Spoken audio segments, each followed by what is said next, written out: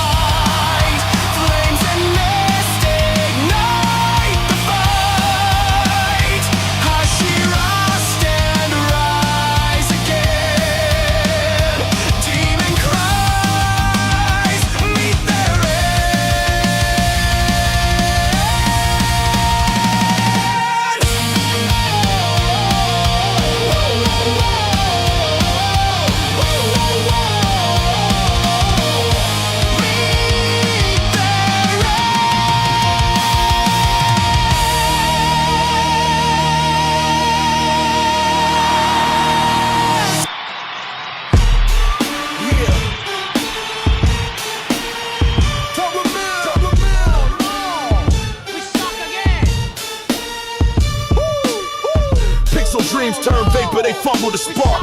Left us stranded in the shadow, cancel perfect dark. Controllers cold, promises they don't deliver.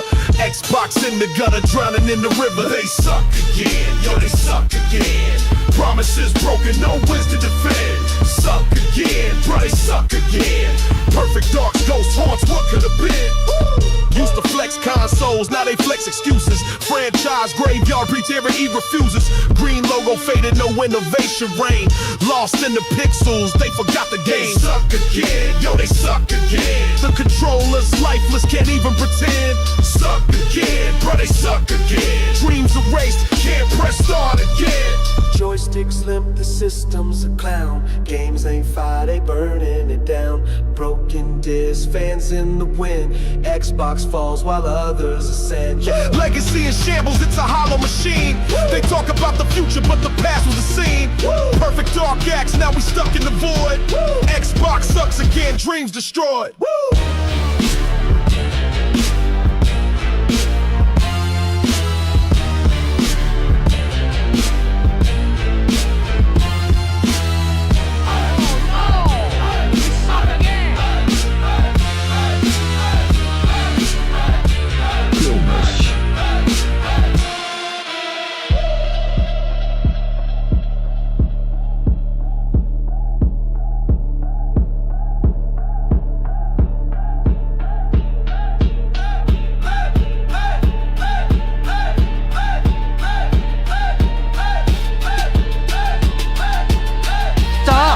Enough! Stop! Enough! Stop! Enough!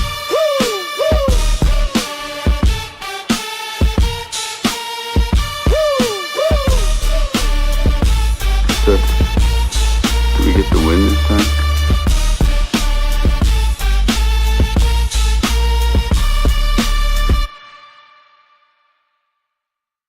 And the Grindhouse is open. What's up, everybody? How you doing? It is GG215, your grinder here in charge of the gaming Grindhouse. Doors are open.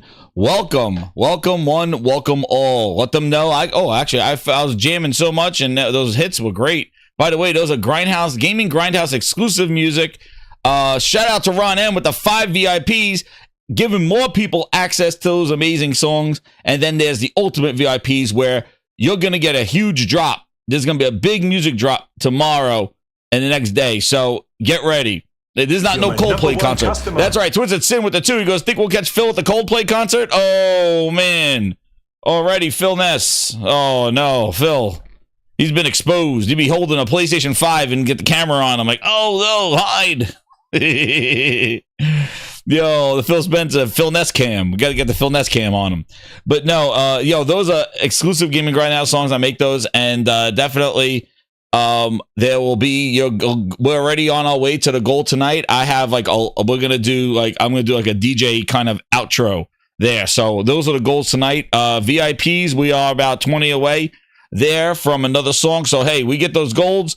we're gonna do like a DJ Grindhouse. I have a couple of songs that we're gonna kind of mix together, and I'm gonna have it head us out with the show. So if you like that, definitely contribute to the goals, and that's what we'll be cooking tonight. And then on top of that, the VIPs get access to exclusive music, and then there's the ultimate VIPs. They get a playlist of all the songs that I've been making as they come out. So that's how the music rolls here. Better value than Game Pass itself. Gaming Grindhouse Pass, Music Pass, jamming in the streets with the songs, man. They're really good. So we got topics tonight. I got the Discord open. We're gonna have some guests come dropping in when they come on. So I have a couple of guests scheduled. We do have some things going on here, and yeah. Oof, and maybe some ad hocs. So let's do our shout outs here. As we do a shout out to Ron M for the 5. He's hitting us up with the 5 VIPs. And who did he get in that? He got Harlem, he got Calden, he got Fred Vance, and Mr. Carter, and Panzer Magnet. New VIPs. Get the videos, get the music as you get a VIP pass. The other thing is that we are 11 subscribers away from 3,100. It will be awesome if we do it live tonight. It'd be wonderful. Maybe, I don't know what else I'll do. Maybe do more music. Who knows? But, or show some PHILNESS video. I don't know. But, like, we are 11 people away from 3,100. So if you're new here, you're listening, hit that subscribe button. It's fun. The memes galore. We have fun and entertainment, gamer entertainment here. Play games, stream games, talk about the crap that's going on in the gaming industry, specifically the PHILNESS that goes on there. And I do it all. The one-man show. Woo! Busy, but I love doing it. Shout out to everybody coming on. Sergey, here he is. Compost Smurf, Ryan Lance, Taran, Mr. Tennis, Aaron Brown in the house, Albert, Don John Shun, Outside Gaming Night. We have Plus Ultra, Diablo Dark Matter. I'm going to try to pull back from the microphone a little bit because my voice is getting hoarse, man. I've been streaming a lot. Been yelling. Shout out to Ron M. Phil Bosch is here. The better Phil. He's in there. Leech is in the house. We got Leech in here. We got Twisted Sin in the house. Taran, Fred Vance, Mr. Carter. We got, who else did we get in here? We got Compost Smurf, Nick. And yeah, and we're good to go. We are good to go. Oh, and there's, I don't know. I thought I saw it. Did I see somebody? Oh, I don't know if I got it. Michael Meridian is in here as well. What's up, Fred Vance? Shout out to Fred Vance. We were gaming last night, dude. Awesome time, man. And that goes right into what we've been doing, man. We've been playing. What I've been playing is I've been playing Ready or Not. Are you ready or not? Yo, shout out to Fred. We were playing it last night. Dude, whew, that game's hitting the niche. We had some blast. Dude, I'm really enjoying that game. Ready or Not. It's a tactical SWAT shooter. If you haven't heard about it, it came out on PC about a couple of years ago, and now it's on console with some DLC that's included, and there's some more DLC. And I've been having a blast with it, man. And playing either in single player or playing it in multiplayer. Multiplayer is just another thing. And I only did it with 3 people, and then I did it the night before with social. And dude, it was fun. It's a really intense fun. I have a couple of streams up there. Here they are right here. We're watching some of the stuff. Man, it's intense. It is not Call of Duty. It is Rainbow Six old school, and you don't know what's going down, and it's pretty cool. Going around, like, you have all the equipment. It's realistic. And you know, here's some clip here, some audio. Where the fuck is Brooks? I don't know how many's in there, so be careful. Oh, I shot him in the thigh. He shot me in the thigh. Nobody said anything about the LSPD. Whoa, watch it. Yo, that guy. Yo, it's intense, man. He's tasing people, dude. It is classic awesomeness, and it is a lot of fun. So yeah, definitely, if you pick it up, definitely hit me up at Jez7780X on PlayStation. It's also crossplay, so if we get that, we're trying to get that to work with the Discord there, and I don't know how to do a cross invite, but it is crossplay there. And It looks good on the Pro. There's performance mode, and there is a fidelity mode. I played in performance mode. It was running smooth as can be. Definitely there's some models that look a little dated, and I think the maps as they get better kind of reminds you of the Hitman in the sense like every map is just this incredible environment, and it's gritty. There were some environments that I did before where they were outside, like they're outside environments. We did this raid on the house outside, and there was one we did from the rooftop of compost the night before, and it really, the dynamic changes. The AI is what kind of changes it, the randomness of what they do, and the civilians mixed in. Some just go right and shoot, some just comply, some fight back. Is really they come at you with a knife, and you get all rated based off of how you conduct. Like if you go around just shooting everybody, and you get that. Also, you get like demerits and stuff like that.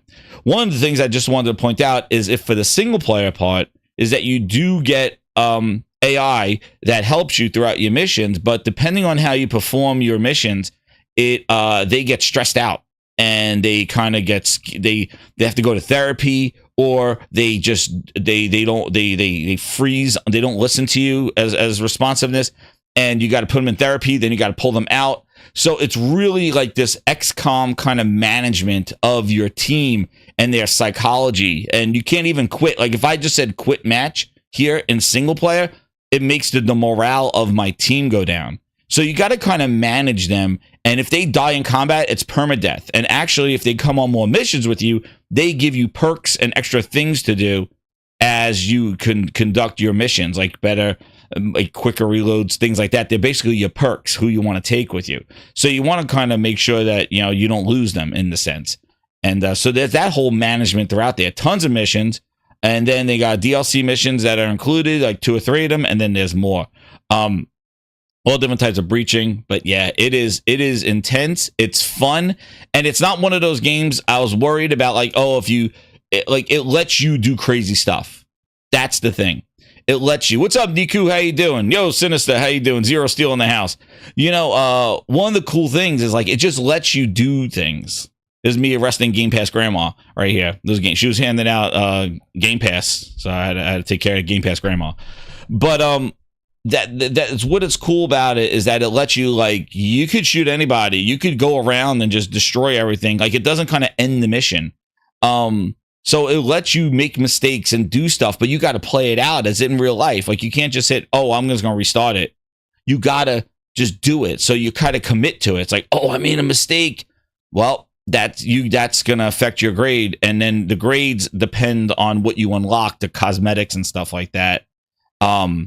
And how you approach it. And we've been playing the same maps over and over again, and it's different times. Like, you want to go back. You're right. It is addicting, Mr. Tennis. Like, you want to go back and redo it and see where they are. And you may start out with a huge gunfight. You may go in there and they're all complying and getting down, and they're like, okay, yep. And you go in and you clear out, like, 3 guys one shoots. It's really crazy. You don't know what you're going to get, whether they're going to be very aggressive, whether they're going to listen. Whether you have civilians that don't listen, you got to hit them with the butt of the gun, give them a little PHILNESS in the head to keep them compliant. So, it's I think it's like $50, $20 extra if you want the season pass, which gives you about 6 more missions and another set of missions coming down, I think, end of early next year, something like that. But with friends, it's incredible. Like, and I haven't done with 5 people yet. Even just with 2 people going around, it's fun. And 3 was even better. I can't imagine what 5 is. 5 is going to be insane. You go one way, I go the other way, and the maps are so detailed. There's so many different areas to go into, nooks and crannies, and the AI doesn't just stay there. They run around. They go around. They're moving around. Like, you'll go in rooms, you'll be clear, and then all of a sudden somebody just come running in. You're like, whoa, where'd this come from? Really awesome. And it's really cool. I like it a lot. If you get it, we'll go. This is from the stream there. The other game that I'm playing is, and we'll probably turn that off because that doesn't go with that one, is, well, Death Stranding 2. I've been playing that. I streamed some of it a couple of nights ago, and I was just running around, just doing a gaming grind. But incredible. Still stunned by that game. The graphics, the openness, the missions. Death Stranding 2, it's incredible. It is so good.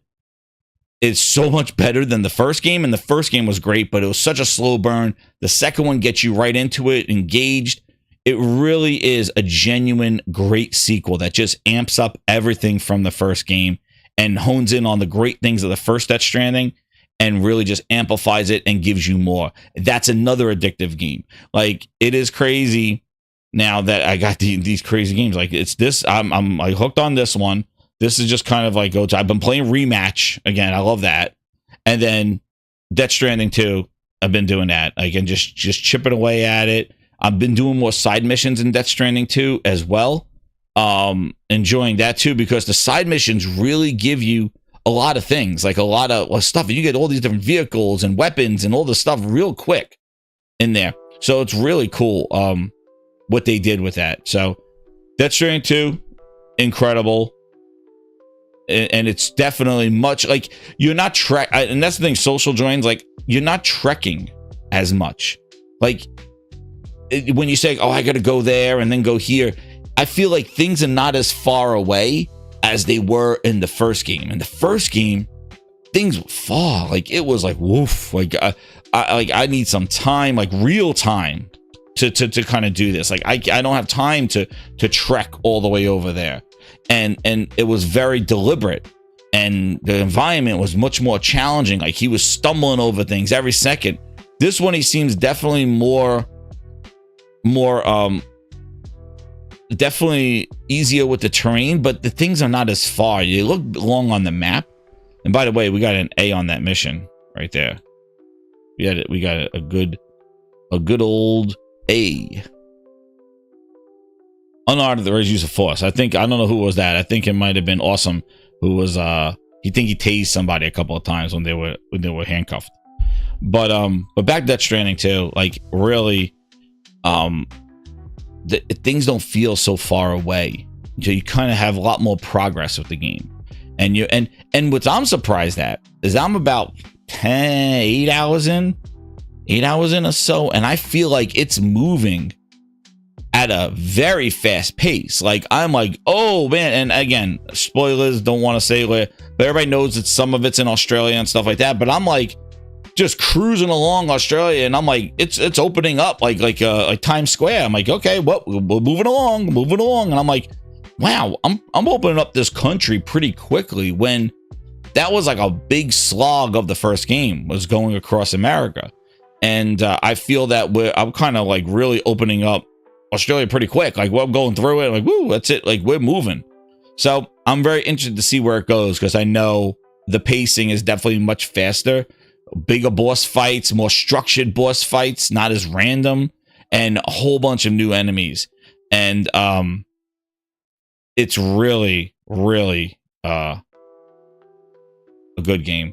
And they've done a fantastic job on it. I like it much better. And again, if you're really stuck on the first game, saying I got to get through the first game to get to the second one, I would say, unless you really, really want to like experience the first game and story and stuff, and as it develops, but if you want to jump into the second one, I think you're good with that.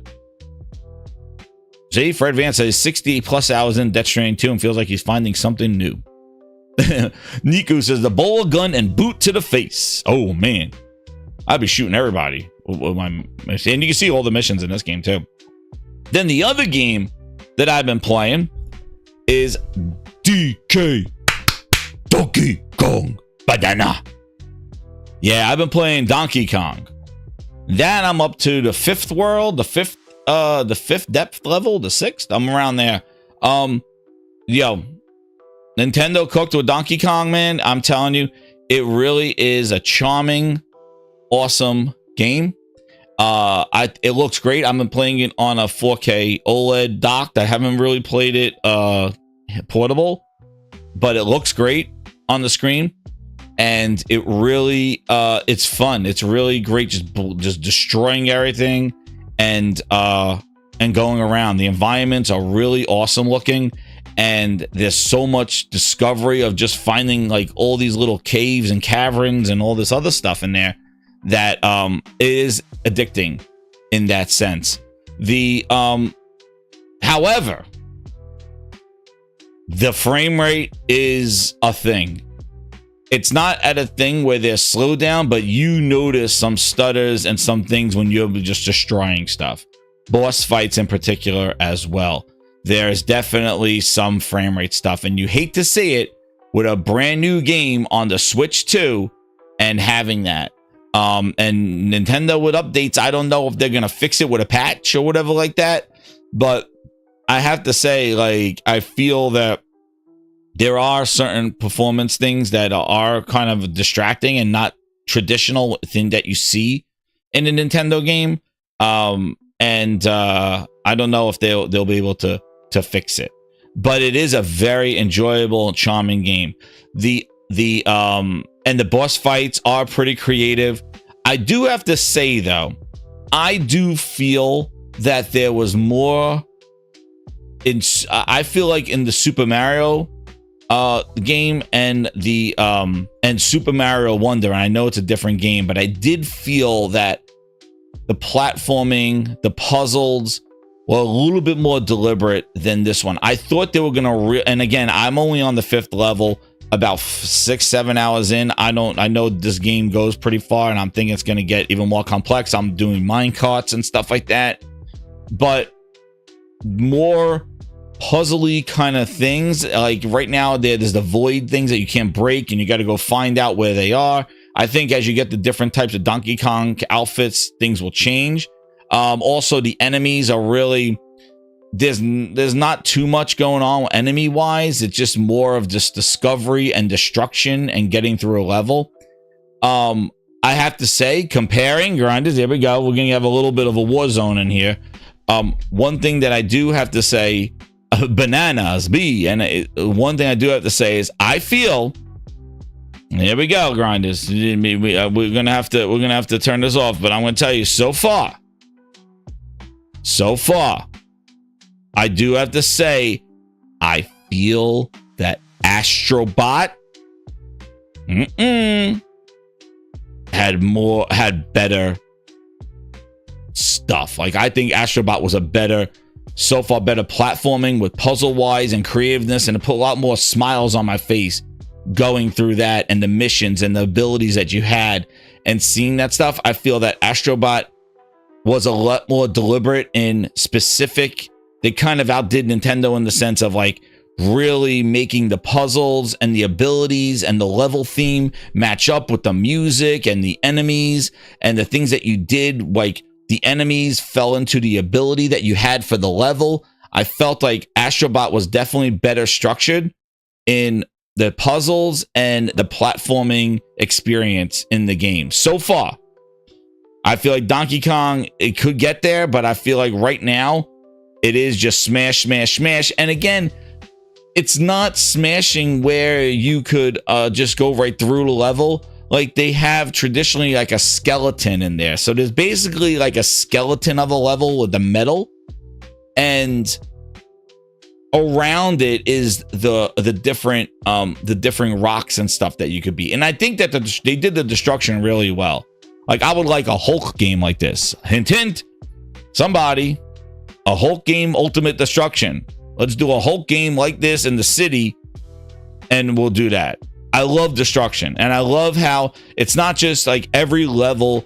There's different, the rocks to take a lot more hits than dirt and mud. You can't climb up mud. So there's elements of sort of the tactileness of different things, but it kind of stops there. Like, I don't feel like they're taking it to the next step, and maybe they will, but really not in the first like 7 hours, 5 hours or so. Like, I'm like I've been like 4 or 5 bosses already. I fought. Even the bosses, like, I feel like they are just you know what it reminds me of a little bit? Some of the bosses, it kind of reminds me a little bit of Knack 2, where they're just kind of like they're just kind of skeletons with like a bunch of like mud and dirt and rock against them that you just got to just smash those areas and then break their skeleton in the thing. Like, I want a little bit more creative stuff with like throwing or climbing or digging, things like that. So Not seeing it too much in Donkey Kong. I do think that breaking things over, like right now, I'll let you know how it goes, but I really like it. Like, it's not a bad game. It's a great game, but comparing it to what else is out there, Astrobot really kind of spoiled me. Like, I think Astrobot was so creative and unique with the way they did the platforming and abilities and the enemies. And then the kind of the constant rewarding of unlocks and the things that you're getting with the unlocks. I think that they did a great job with it. And I don't feel it so much in the Donkey Kong game. Like, you collect fossils that you could buy different outfits. Like, it's there. But I know Red Faction Gorilla, one of my favorite games, Sinister. I know. I love that kind of destruction. That's why the Donkey Kong is hitting that nerve. But I'm like, where's that Nintendo-ness? You know, where's that Nintendo, that little like smile, you know, the little gleam of like, oh, that's so cool. Like, I had it in the beginning, but now it's kind of wearing itself a little thin as I'm getting later in the game. I'm kind of like, all right, I see where this is going. So where's the twist? Where's the new ability? Where's the new, you know, structure, or where's the new like the new texture or something like that I can't, that turns it around. Maybe it gets there. I don't know. But as of right now, it's definitely a little not up there with the stuff. Even though I do love Donkey Kong on there. That Nintendo charm, like that Nintendo smile. Like, I was smirking all the time with the Astrobot. I like, when I got it, I'm like, oh my god, so cool. And everything just reacted so cool in Astrobot. And I'm just like, all right, because I do feel that Mario Wonder, I had that with Super Mario Wonder. Like, every level was like, oh man, with this ability I could do this. Oh, that's so cool. This enemy now is like this.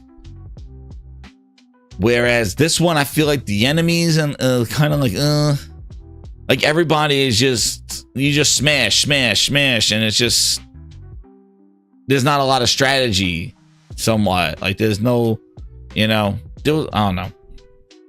Is this good cracked? Oh my god, no. Crackdown 3 now. But anyway, I do recommend it. It's definitely a really great game. The story is pretty cool. The music's really good in it. It's really good. But yeah, the music is great. Like, it has some really good beats, great music. It's and it looks great on the screen. But there are those little bit of performance issues here and there. So yeah, so that's my, like, what I've been playing a lot. Also been streaming a lot too, so keep it locked here. Hit the like button and subscribe. And by the way, I don't even think I told everybody online that I am live, so I better do that now. Get the more grinders in here. Let them know I'm live now. Eehoo! And somebody sent me something in the DMs. Let's see, who's that? Oh, it's Thrift. Yo, Thrifty, you're throwing me off with that name, man. And the logo. Shout out to Thrifty, man. He's throwing me. We gotta talk, because I'm like confused. I'm like, who this? With his all new logo going on. But yeah. So another thing, talking about destruction. I know, Leech. Come on, I know he's an ape and smash everything, but like, you know what I'm talking. Like yo, you could do that, but could do it in. I'm just waiting for that Nintendo, the twist, like, you know, the M. Night Shyamalan Nintendo twist. That's what I'm doing. You know, it is Donkey Kong, and Donkey Kong, you know, and also too, you know, I'm like, there's a whole, and that's the. Now you got me on this thing. See, Sinister. Now you got me. Well, no, Leech got me on this thing. Wait a second. You know what? One of the things too, and there's a couple of cameos so far,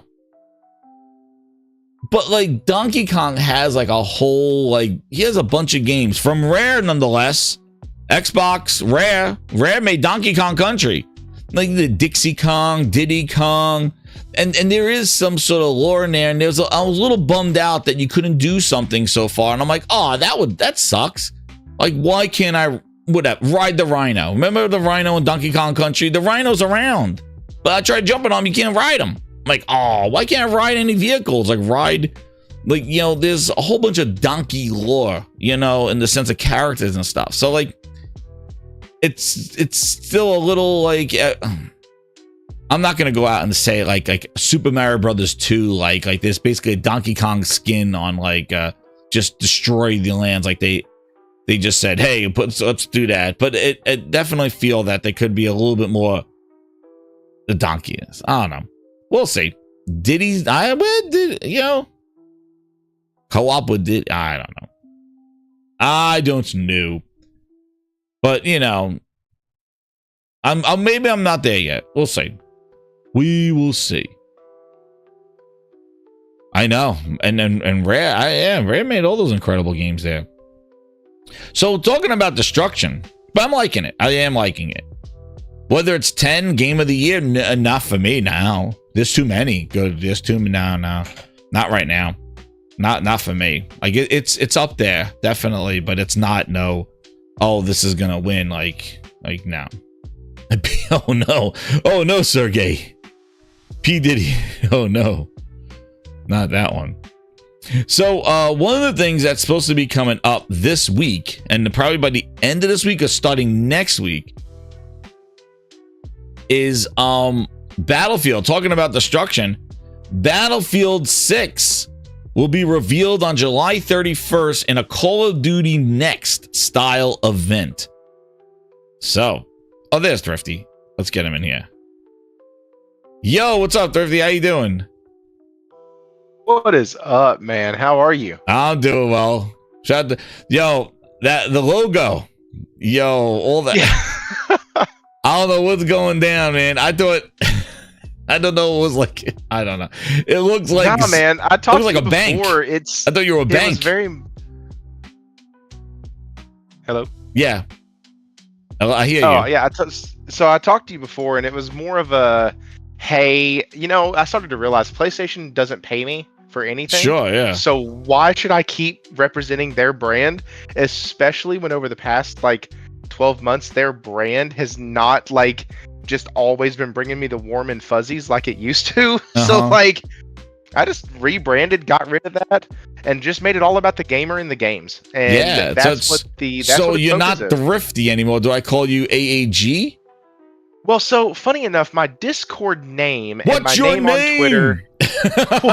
It's Toby. Is it Box? Oh, I call you Box. What's your Box name? Is in the title. No, it's so Thrifty the AAG. So Thrifty the Average Gamer. All right. That's Twitter. That's Discord. That's everywhere but here, because when I'm on here, I'm commenting under my channel, which is aggressively Average Gamer. So, yeah, same person. I'm still a cheap bastard. I still don't like spending a lot of money on my hobbies. And so... Compo says that he's been acquired. He's been acquired, Acquired by Xbox. Phil bought him. He says, that's right. You gotta change the name. He wants Box in your name. He wants Thrifty Box. Box. Cool. You're an Xbox. But dude, you were talking about the games you've been playing lately. What have you been playing, man? Dude, I've been playing a little bit of everything, quite honestly. I've been playing Metaphor, racked up about 10 more hours in that. I've been playing Grand Blue Fantasy Relink, got about 10 hours total, I think, in that now. And just started, because I canceled my subscription to Premium, I just started Prince of Persia, The Lost Crown, seeing if I actually want to purchase it, because it's part of PlayStation. That's a side-scrolling one, right? Yeah, it's a side-scroller. And so yeah, got that. Ooh, I got Lost Soul Aside pre-ordered today. Oh. Super excited about that game. I cannot wait. I bought Mafia, The Old Country last week. So, dude, man. So you bought your pre-order and thing. Have you been playing a Grand Blue anymore now? Yeah. That's what I was saying. I have. It's actually one of the games that I've kind of. How you liking it? My rotation. Is it that good? I loved it.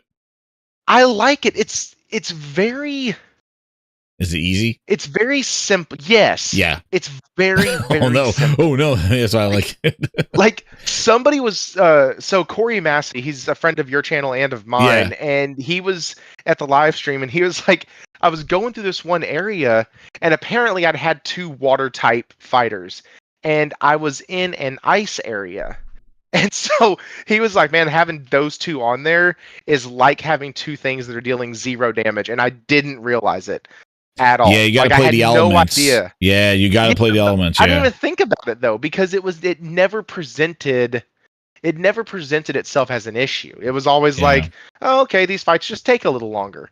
Now, once I swapped it and put in the fire character for one of them, it like everything got faster and cleared easier, but it doesn't really punish as much as I think it should when a mistake like that is made. Like, it should have been intuitive enough to be like, oh, hey, you're running all water type here in an ice area.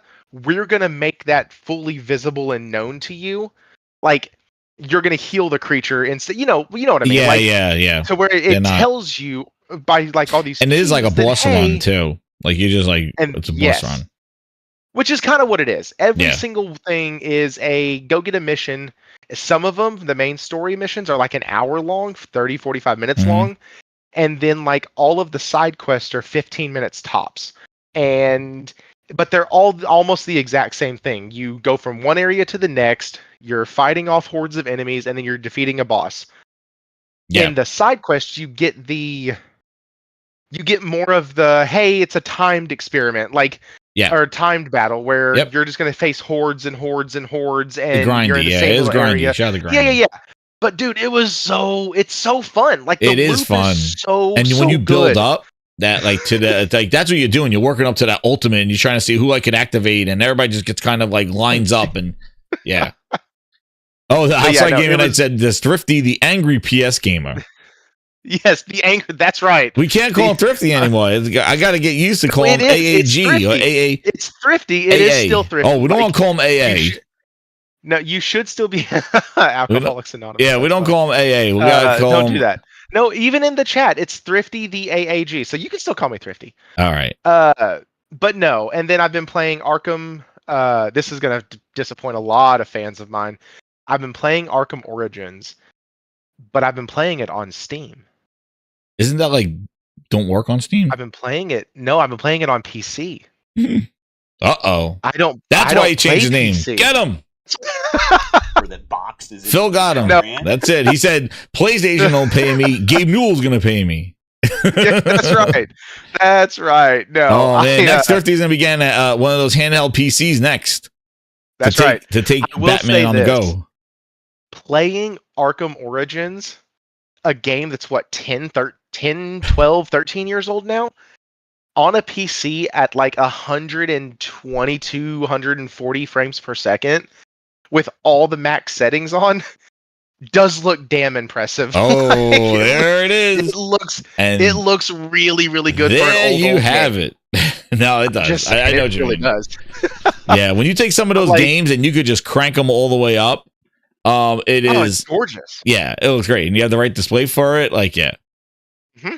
Oh, yeah. But yeah, outside of that, that's what I've been doing, and just trying to complete a couple games before October, November, that time period come, because that's full for me. Yeah, it's coming. Yeah. Are you getting that? You're not interested in Wuchang that's this week? I think that's this week. No, I'm not. But if the reviews start talking about it, or not reviews, let me rephrase that. If the people in the Discord start talking about it in the sense of like, this is a great game, it's just like Stellar Blade on the difficulty level, then it definitely gets added to my list. There's also Trails in the Sky FC that I'm so on the fence about, because I know I don't have time to play it. But I want to buy it because I want them to know that we'll support those games coming over, and we want the rest of the series done like that. So like, I've never played it, but I want to, and I want it to continue. So I almost just like want to give them my money as like, hey, here, please, I want your stuff. I just don't have time for it right now. Gotcha. Yeah. And the only game I have on the horizon that's really my son's hyped up is a Demon Slayer game that's coming out, the Coleman Chronicles 2. Dude, yeah, I might have said that wrong, but yeah, he's ready to go with that one. We watched the movies. I've been watching the shows. I got to catch up. I got to get the last season before that game comes out. And we're going to be playing that a lot there, because he's just like really into Demon Slayer, which I like it a lot. I do like Demon Slayer a lot. I've been watching. He got me hooked on it. I really think it's awesome. There's a movie coming out, isn't there? Yeah, the Infinity Castle. It comes out in September. Just released in Japan on July 18th, I believe, and now it's going to be dubbed over and going to be here in September. What they're doing is their last season. So they finished season 5, and now they're going to be doing the final seasons they would do, but they're doing it as a true like 3 movies, and it's the Infinity Castle. They're all going. It's supposed to be incredible. So that's where it's coming. So that one's going to be coming out in September. I think the movie comes out, but the game comes out by Sega. It's a sequel to the game that came out on PlayStation 4. Now this is the first time on PlayStation 5. Apparently they have like 50 characters in there. They're going to have like online lobbies. I just saw Jay Barry was getting a tournament together for it. So yeah, it's a fighting game and it has a campaign in it too. But yeah, that's the next big one there for that one. Oh, Jack just said the new Demon Slayer movie broke record in Japan. I am sure it did, dude. Yeah. So I was taking my kids, my wife and I took them to see How to Train Your Dragon a couple weeks ago. And I saw it and I was like, this looks freaking sick. Yo, it's and good. I've never seen an episode of Demon Slayer. You should go watch it. My son told me watch it. Yeah, you should watch it. Start the first season. They are incredible. We went to go see. Just binge watching it. You can. They're only like 20-minute episodes, but they are after like season, like once you get to like the end of season 2 and season 3 was yeah. I got to finish now. I'm on season 5. I got to get to. So, and I already saw the movie like where they ended season 4 and started season 5. So I got to watch that, but no, it is really good. It is. Yeah, it is good. It is. And you can tell the animation got a lot better. But you should definitely go watch it. If you like any kind of anime or not even into anime, but you just want something, it is awesome. It is. See, now we got Superman, we got that, we got I gotta Mortal see that Kombat too. 2. Oh, the Mortal Kombat trailer, yeah. This is like the 1990s, early 2000s. What did you think of that Mortal Kombat trailer? What did you think of that? That's a Johnny Cage. It's gonna be so bad, and I can't wait to go watch it. I am day one. Everybody's making fun of the guys like, oh, Huey, like he's gonna be Huey. Look, they got me in this Johnny Cage outfit. Like they're making fun of him. They got this. I can't wait. Oh man, yeah, it looks pretty good. It looks damn cool. It looks like a good time, right? Yeah. That's what I like about it. It just looks like a fun time. Urban, it's okay to go to the movies for that. Yeah. Yeah, I saw that. Yeah, it looks good. Craig, the tech guy with the 2, he goes, Sony told Xbox, get ready for cheek busting. Yep, yeah, man. We're going to get into that, the cheek busting. But I know that's something you're not really playing, but I'm big on this. Battlefield. I love my first-person shooters. I love destruction. Battlefield 6 reveal will be July 1st. So Call of Duty got competition. Talking about cheek busting, Craig. I don't know what this hair stuff is here. But apparently, they're going to have content creators and media have been invited. Battlefield 6 for July 29th to July 31st. It's understood that it's going to be somewhat to like a Call of Duty Next event. Already they're glazing the influences, so we got to see. Again, a whole bunch of people will be all like screaming and yelling, watching things fall, and you know, is it going to be that great, or are they going to use the influencers to glaze everybody? We will see. The last Battlefield I was hyped for, but I was disappointed in. All those kind of weather effects and things like that really, they kind of got, they weren't too great. So let's see what they're doing with Battlefield. I'm always down for Battlefield and destruction and doing that stuff. Even though I saw some of the destruction already, it doesn't look as crazy as Red Faction. But I hope it's good, and I hope EA has learned its lesson. You know, what they learned from the other Battlefield, because the seasons, the maps, it wasn't a good unlocking system, very confusing. It was more hero-esque, and I don't know. EA needs to get down in the swing of things. So hopefully they took that feedback back and they're gonna do a decent Battlefield here in Battlefield 6. So I'm interested to see what they do, but that's going to be coming out. So, you know, Call of Duty is going to be Black Ops 7 and Battlefield 6. Now we got all that going down. But now I know something. Anything? Are you interested in Battlefield at all? Anybody in the chat interested in Battlefield 6? Did they like Battlefield? I don't know. So here's the deal. I know a mutual friend of ours played the hell out of the last Battlefield. Mm-hmm. I know that because him and I played it together, and he absolutely just wrecked me the entire time, and I was the reason we got killed the entire game. But this game, I hope they stick the landing, because the last one did not, and it took them a while to get all the things sorted out and to like build the community back up and do all of that. I think with where COD's at, I think if they just stick the landing, right now is actually a weird time with these kind of shooters and these kind of titles where you're going and doing PvP and you're doing, I'm sure it's going to have an arena mode where it's 100 people drop in and a battle royale. I mean, and like I see that for this.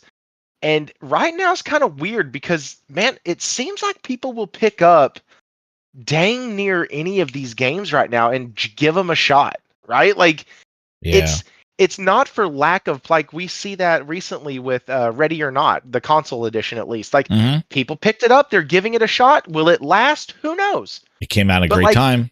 That's the thing, though. Like, see, Battlefield comes rolling out, and where you just said like September and you know, around that time, it's in October or something like that. It's definitely gonna be November. crowded. It's crowded. So we'll see. But you know, I still think that people will give it a shot, and if they stick the landing, maybe it'll give the battle or the Call of Duty community something to be at least hopeful about. I look forward more to Battlefield than Call of Duty. Like Battlefield 6 got me more intrigued than Black Ops 7. Because I know Black Ops 7 is just going to be a campaign, really. It's just going to be the Mason campaign.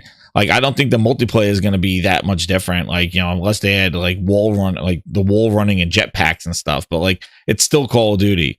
And it's Black Ops world. So it's not even like a new, unique world, new characters. It's all the same stuff from last year, characters and things like that. But Battlefield, I'm interested. Liquid Data says, hell yeah, Battlefield. Bad Company wasn't shit. You know, that's what they needed to go back and do. And then see, with the last Battlefield, I did like the idea, but it never really came to fruition. The whole Battlefield network type thing. If you remember, they had maps that were from the older Battlefields and that people were able to like kind of play. It was like the ultimate Battlefield collection.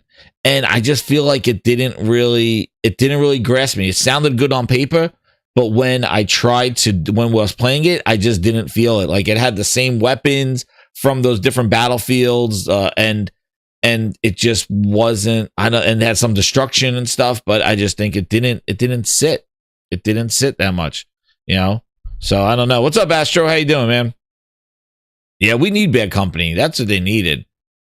But yeah, it was just like a whole mess of Battlefield with the just servers and custom games, and there was matchmaking, but it was like rotations of different eras of Battlefield. Sounded great. I was like, oh my god, I'm never gonna leave this game, and it left after a couple of weeks. I was kind of had my 2-week interval. I'm like kind of done with it.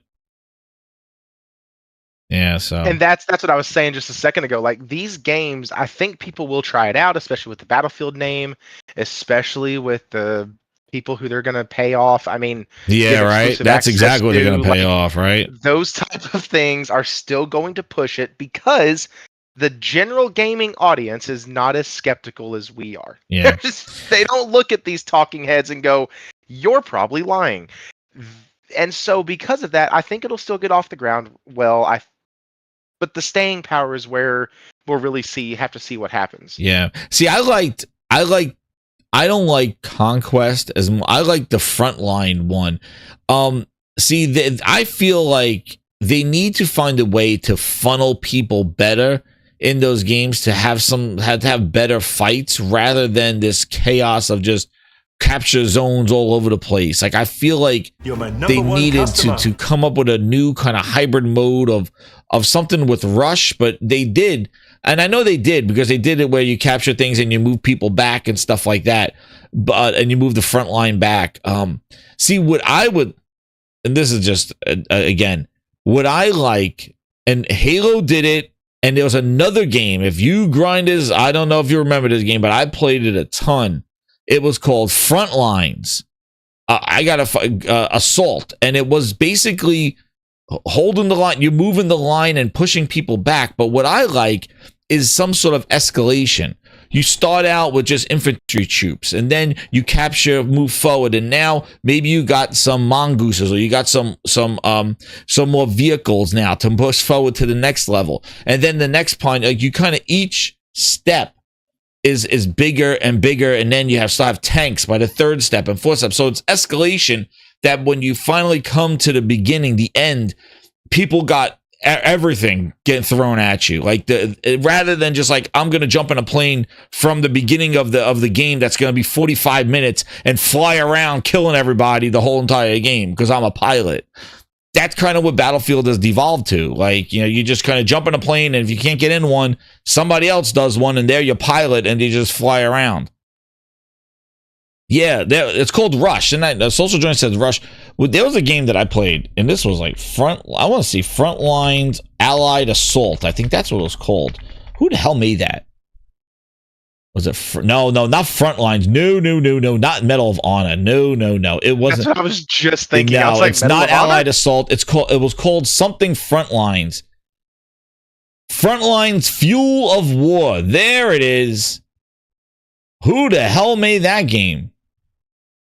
Frontlines Fuel of War. There. Who? Oh, wow. It's on Steam? There you go. It's on Steam, dude. Chaos Studios. Oh, man. Chaos Studios. Here it is. Does anybody remember this game? Okay, it was published by THQ Nordic. That's who it was. And mixed reviews. So, yeah, that's my standard of the games there. Frontlines Fuel of War 2008. Chaos Studios THQ. Dude, I played the hell out of this game.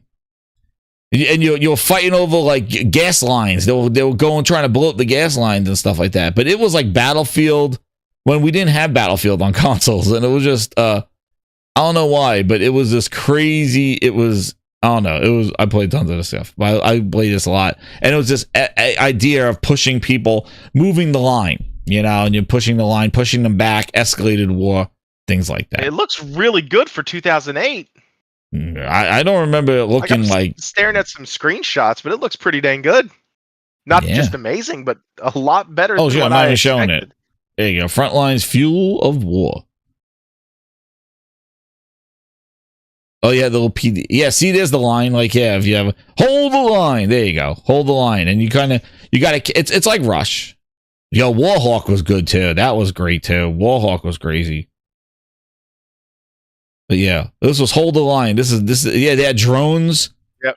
The things. And then the other game that I played tons of like this Battlefield-esque type thing was Mech Assault 2, where FASA Studios, wherever you are, man, those were like games of Battlefield before Battlefield. And they just I love that stuff. So like that game, Mech Assault 2 was incredible, where you could have the guy jack into mechs. They have a VTOL that's carrying pilots to their mech and things like that, man. Oh, and what's crazy is back then, Thrifty, back then when I was playing all these incredible online games, 2008, 2007, the glory days back then, and I'm sitting there thinking to myself like, yo, if this is what we're doing now, imagine 5-7 years from now what they're going to be doing with multiplayer. And that's when Black Ops 2 came out. And that's when I got to go back to myself and say it turned into slot machines, dude. It turned into slot machines. They took online and ruined it. Like, they basically took that great thing that we had, that magic in the early 2000s, and they said, hey, let's turn it into online slot machines and mystery packs and passes. Well, see, I only know that because Black Ops 2 was really the first online multiplayer that I had started with. And then I went over to Black Ops Ghost. And like, I suck at them. I'm terrible at those games. Like having a KD I know we play different games. Great. You do know. Thank you. Yeah, I'm not very good. No, we play different games. Yeah, I know. But like that whole thing, like destruction, big open world, just kind of do that. Like that was like a thing that I always gravitated to. But playing multiplayer, like I was a big, huge Xbox 360, Xbox One, the original Xbox, like that online wave. I was in the front of it. I was surfing it. Every night, awesome. Man. Heck no, dude. I was still playing JRPGs in my room on the floor. I had no now no my JRPG was going on. Yeah, they stopped around PlayStation 1. My JRPGs. Oh, that's when I picked them up. That's when I like Final Fantasies and nothing else mattered. Things like that. You want to know what happened was that I went from PlayStation and then I got into the Nintendo 64 and the multiplayer on it, split screen multiplayer, and just lived off of that. Okay. And then even multi-tap PlayStation, but sports games mostly. But really the wrestling, the shooting, and GoldenEye, and kind of just leapfrogged off of that. And then went with GameCube. Like a really popular like Wave Rider or something on there too. All the 4-player multiplayer, Mario Tennis, Mario Kart, Mario this, and everything was just a party game. It was always party. Get to bring the beers, and we're partying and playing this stuff. and that's what it was, man. And the girls jumped in, everybody was playing. Everybody was just jamming. That's what it was. It was just like game parties every day. And it was built around the 4-player things, and the PlayStation only had the 2 ports. So I couldn't say, hey, I'm going to sit here, take over the only TV that we have, and play this epic RPG. It was in college. They're like, no, man, I want you, Mario Kart. Let's go. And then the other guy came back from. He's like, no, we're going Mario Kart. Let's go. And then we play Mario Golf, and with using Yoshi. He's like, eater, like all night long with just like tapping that button. And it's like, it's me. It's like, shut up, stop hitting the friggin' button. You get the jank controller. Like I only could afford like one Nintendo. Get the Mad Cats. Yeah, I don't know it was Mad Cats. It was the GameStop edition. Like you get the one with the extra long stick. That's what you're getting. The extra long Nintendo 64 stick, the bootleg version. They're like, no, man. Well, you're third player. I couldn't afford 2 real ones. No, that was it, real. man. That's and then they're real, like, no, dude. I want that was real gaming. When somebody handed you dude, none of you people playing nowadays know what it feels like to be the one with the off-brand controller, because they did not. Their dimensions were different. The sticks were different. The buttons were like extra clicky. Like they had to purposely change it to not be like their default. I had the absolute best aftermarket controller ever, and I can't remember if it was for the PS2 or the PS3, but it had fans in the controller. So your hands would sweat? So your hands wouldn't sweat. It was freaking awesome. Oh, I love that damn shit. controller, dude. The sweaty balls one. Oh, man, the sweaty ball hands. So good. I remember that one. That was a Mad Cats one, I think. Was it? I can't remember if it was PS3 or PS4. Sergey says he remembers he's in his 30s. We're not that old. only about 8 years old. Like, we're not that old. But like, dude, you don't. And it exists today, but not as bad. I mean, everybody's like, no, man, I'm getting all the controllers, different colors. Yeah, back then it was like you got the control that came in the box, and then you said, I need controls for my friends, and you went to the used section of the off-brand controllers, man. I remember I had the Nintendo 64 one. It had an extra long stick, and it sucked. It was like, oh, man, like it had an extra long analog stick because it was the bootleg version. Nobody wanted to get that one. It was a Nico Airflow controller for the Nico, PlayStation that's what 2. it was. The Nico Airflow. Oh, shit. The exact one I had. With the fans with the sweaty hands. Yeah, man. Oh, we tried to get the goodness. used ones. Yeah, you couldn't buy one of those off-brand ones new. You had to get a used one. Yep. Yep. Kept your hands nice You had to get the and cheapest cool, one. too. Dude, I was buying them at Blockbuster used. Like, I was just getting those stick drift, man. You're lucky your stick was still connected to the controller. It didn't go snap off. Or Stick it still drift. stood up straight. Like Drift. I got Ryan, how so old are many you? of the. Yeah, that's what Talking I about want to stick know. drift. Like, Ryan talking about, stick drift. No, man, the whole shit would just fall apart. There'd be no stick drift. The stick will come off. remember on the It'll drift Nintendo, onto the floor. on the 64 joystick, they'd hand you the one that always had the stick that just Have a hung to missing the button. A missing button. It was The A so button bad. was stuck. Yeah. Yo, the trigger gets Why stuck the on this C one. button Why? That's what you got, man. The trigger's stuck. That's it. You Yo, can't people shoot. complaining about strict drift. They're like, my guy's moving over a microcentimeter on the screen. This is unheard of. Stick drift. Holy shit, dude. The guy went like this. They're like, oh, yeah, the stick comes off of that one. It's like, oh, shit. Yep, yeah. It's drifting. You gotta press down and hold it while you're moving it so it works. Yeah, yeah. Yeah, dude. Yeah, the A button falls off that controller. This is Folks who are still complaining about Nintendo having stick problems just never had a 64 ever. stick drift problems. Yeah, the stick drift. Oh man, that's real. That's 2025 problems. The stick drift. no I doubt. plugged it into my analyzer, and it shows that I'm off center by a little bit. There was no analyzer, man. Look at The B button falls off. Be careful. Yeah, let's go. Good luck getting a replacement back then. Good lord. Good luck. You replace it. It's like, no, man. Yeah, the stick falls off. There you go. Yeah. And then what was worse was like, then you had to take those controllers and you had to like add rumble packs to them. And the Nintendo 64 controllers were a friggin' behemoth. Dude. They were. And then the They Xbox had controller, that. I didn't even buy that one. I made sure Oh, Xbox the had that, got rid of that one before that stupid thing with the big Xbox sticker on it. Man, they love their stickers. They had no. Man, that's everybody, the only thing that kept me from it. that Duke controller. Do you want to know how many people tried pressing that thing and it didn't do anything? The Xbox Duke. Do you remember that controller? Dude, this Duke controller. Where is the it? Duke. Yeah, the big one. Yo. Know how many? Yeah, that's what I stopped me bought from that. buying it. Every time I saw the stupid Duke controller, how many people pressed that stupid button in them? They thought that was a big button. That's why they made it a 'cause button. It looks like one. It's not a button. It's just a logo behind plastic. But it looks like one is what I I'm know. saying. And then whoever thought the PHILNESS thought about the white and black buttons on top was like, yo, what the hell? Yeah, there they are right here. Granted, this thing. Look at this thing. Those were not start and select. Listen, that white and black button up there was not even a start and select button. Those are real buttons. Those are like your shoulder buttons. The black and white button up there. And they had them on the S as well. That was a white and black button. Those are real buttons. Here, Jez, I'm gonna send you this real quick so you can Trash ass Xbox controller. The Duke controller.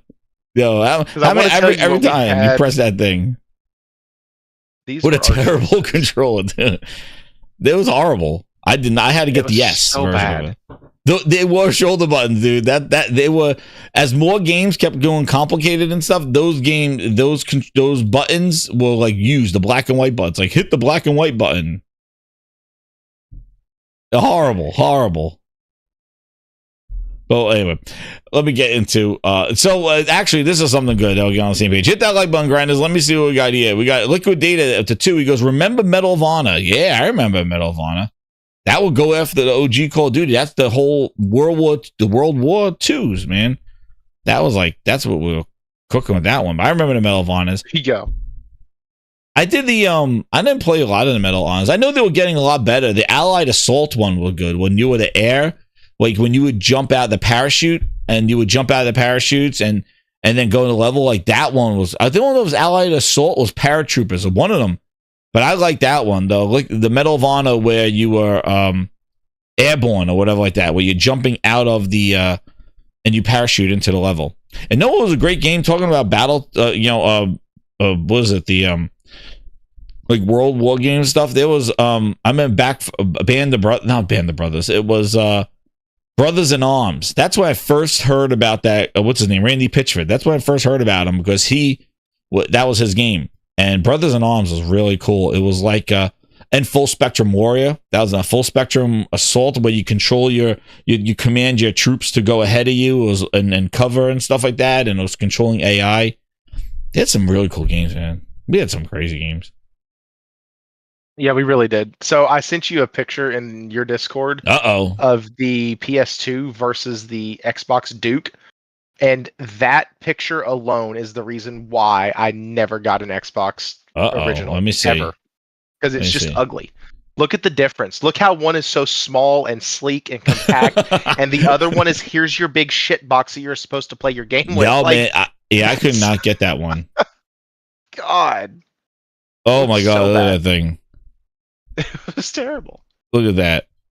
I never got that one. I had to go. I waited for them to come out with the S because when I first saw that thing, I was like, what is that? But I remember seeing demos. Yeah, Brothers in Arms is awesome. Ever thought that Xbox button did something? It was like not a button. It's just like they love tramp stamping everything. They just Yeah. Oof. That Duke, I never got it. I never did it. The PlayStation 2 controller was lit. That was good. It's symmetric, right? It goes symmetric with it. It's just, right. Did you see that there's now a couple aftermarket companies, Vectric? So I was in GameStop today doing my pre-order, and they were running a commercial for something called Vectric or Vezix or something like that. It's an Xbox branded controller that has both sticks in the parallel position and no longer offset. Huh. Oh yeah, I saw Uh-huh. that. And they've been doing a lot of swappable controllers, like swapping the Yeah. sticks and modifying them. By the way, Grinders, this is the Gaming Grindhouse Discord. I'm gonna invite everybody in here. Growing by today. Sit there, and we're gonna move on to this video, which we're gonna get through it here. I'm not gonna play the whole thing, but I watched it and I recommend everybody watching it. But this is something that's gonna wet the noodles. Hit that like button, Grinders. The Ghost of Yotei interview. Listen, I recommend to watch this video. The information in here is really great, and this is where when you have, I'm going to put some clips on here. So Thrify, it's going to be a little hard. You're going to have to watch it through. I'm just going to watch on the a video. delay. So I'll try to play as much as I can, and then we'll talk about it there. So let me get to some of the parts here. But these are the developers for Ghost of Yotei, and there's a little more insight to what was shown at the state of play. So hit that like button. We're going to get into Ghost of Yotei. And listen, I watched this video, and I am even more hyped for the game. And I'll tell you a couple of things that stood out to me. Journals, which are, a bit maybe, been around for balancing, sort of heading in a bit more diegetic, sort of exploration-driven area or way, but also sort of still celebrating the approachability of a Ghost game.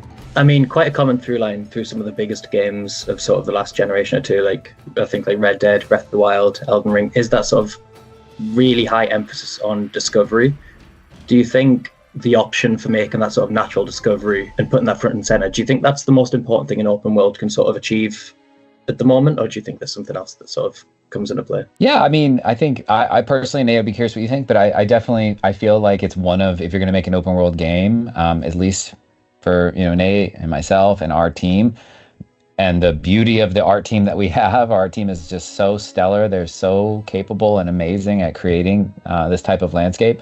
What better way to celebrate it with great game design that encourages, looking at the horizon and riding to it and rewarding people with cool side stories or interesting tales or, meeting a weapon sensei that's going to give you a whole new axis of play.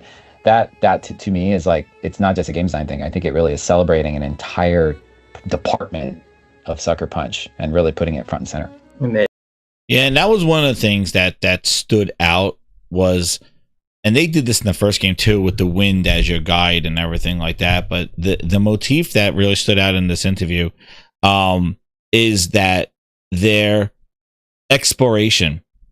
It's sort of like they're taking, and they mention it too, taking a lot of the gamify part out of it and making it more of discovering ability. And one of the questions he asked at the end is like, just like he asked there, like, what games do you inspire from? And it's more of, they said Elden Ring and the Breath of the Wild, that emergent sort of natural stuff, not just like a point of just run there and do this and run there and do that and run there and do this.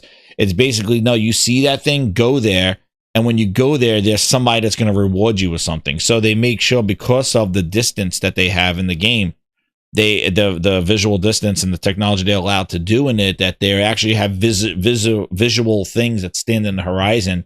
You go there, and that you actually go do that. So you're not constantly just kind of just chasing checkpoints or bullet points or things like that. And I'm just going to jump to one part here where they highlight made the Samurai Cinema experience happen. The combat. With Yotei, we've added on a lot more layers in order to create a more improvisational feel to the combat. And it's deep. We've replaced the stance system with weapons.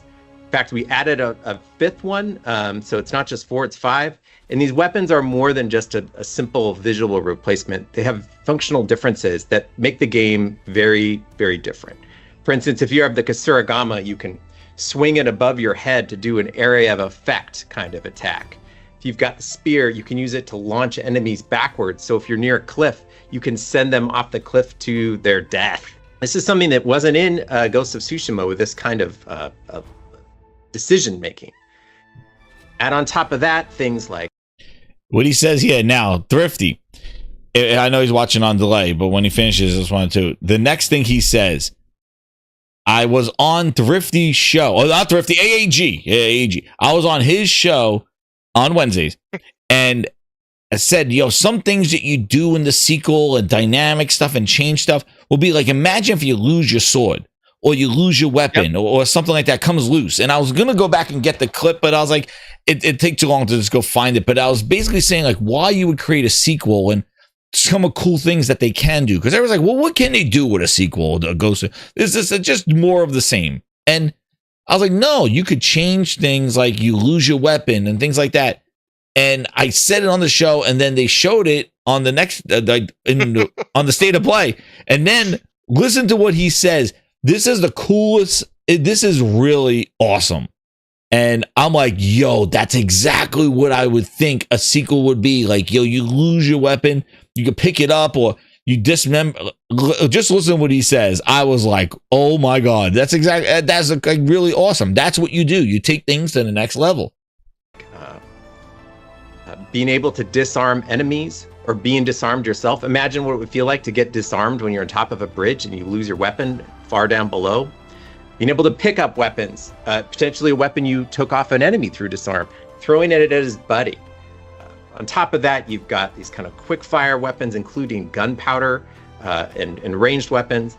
There is a lot more going on in the combat in Ghost of Yotei that gives players a lot of freedom to attack players in a greater variety of ways. Because I'm a really big fan of the disarm feature that you mentioned. I think it looks really cool. Do either of you have any features, I suppose? So, dude, and they are hiding stuff. They even in this video, like they are not really talking about a lot of things. But man, that disarmament sounds so cool, and the dynamic nature of fighting, where you could knock a sword out of somebody's hand, pick it up, and throw it at another enemy. Man, you'll be doing like Ghost of Yotei, John Wick, kind of stuff like that. What do you think, AAG, Thrifty? I'm confused. Thrifty, just call me Thrifty. Thrifty, okay. That's the name still. All right. So what do you think of that? The combat and about the openness of it, considering like the Elden Rings and things like that of this open world emergent. And it sounds like it's in the combat as well. Yeah, I'm excited about the game. It is another game I'm getting day one. I cannot wait to play it. The more I hear about it, the more I'm ready to keep playing it. I sympathize with the rest of the chat who's saying I just want the game. Like, I'm really, really happy with the direction they're taking it. It does feel like they're going to be giving us a lot of the same stuff with some improvements to quality of life and things like that, especially with the improvement. I'm going to call it an improvement from stances over to different weapon types. But it's still the same package. They're just using a different delivery system. Because with the stances, you would have to use different stances depending on the enemy, and you could break the guard break the block of one and then switch over to your quick stance again and use that. And so you had that ability, and now that's just going to be replaced with weapons. Heavier weapons take out heavier enemies, can break their shields and their defenses, and you can go in with your quick stuff and do all that. So different delivery to make it feel fresh, but to execute the same feeling of always having to be on your toes and paying attention to combat and what you're doing in combat. So I really, really am excited about it. This is a game that I hope we get one more. I want one more good interview on the actual story. Oh, they're not going to do that. The only reason why is because so if you ever play D&D and you're trying to create a character, right? Mm-hmm. One of your backstories, a lot of people, especially like I did when I first started, do a revenge story, right? Like somebody killed your mother and father, and now you've set off on this adventure to find the killer.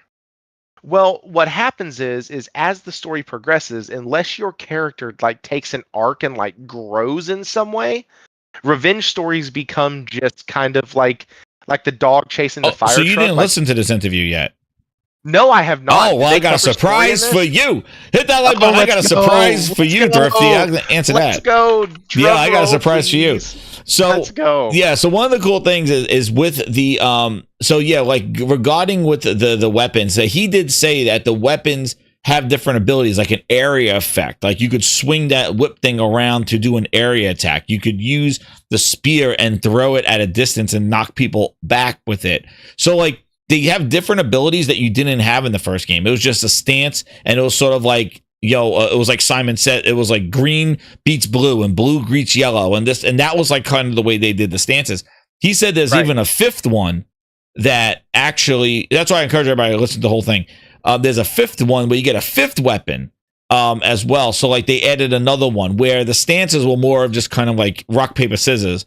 This sounds more of like, yeah, certain weapons will be better with other enemies, but think about it. If you get disarmed and you need that weapon to defeat a certain enemy, and that enemy is not like, you got to kind of like find one, pick one up, or deal with what you have. So it definitely sounds like there's much more dynamic to it, but we're gonna get into some of the concerns that Thrifty had in combat or outside, that maybe there wasn't room to show off in the showcase, but I don't know, maybe you remember that's in the game and they're hiding stuff. They're not really talking about tons of things. This is a good call. They're absolutely hiding stuff. One of the aspects of the game that I'm really attached to is the way that the wolf operates with you as a combat buddy. We showed you a very small snippet of that inside of the state of play.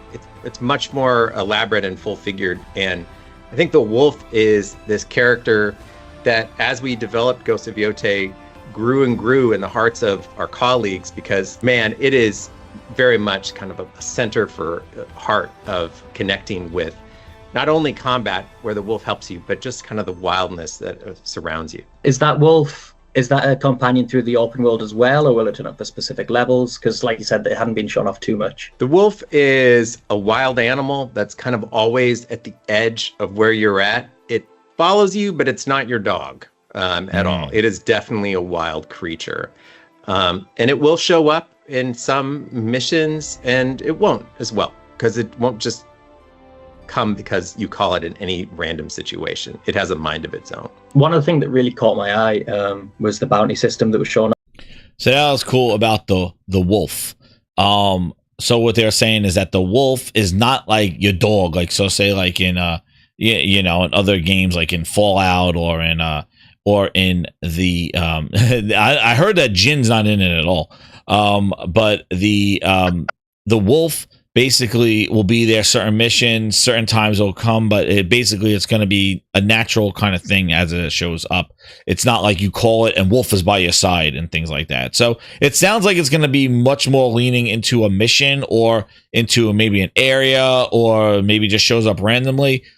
It sounds like, and there's another part in this interview that we're going to go into, but it sounds like that they're really honing in onto the emergent world.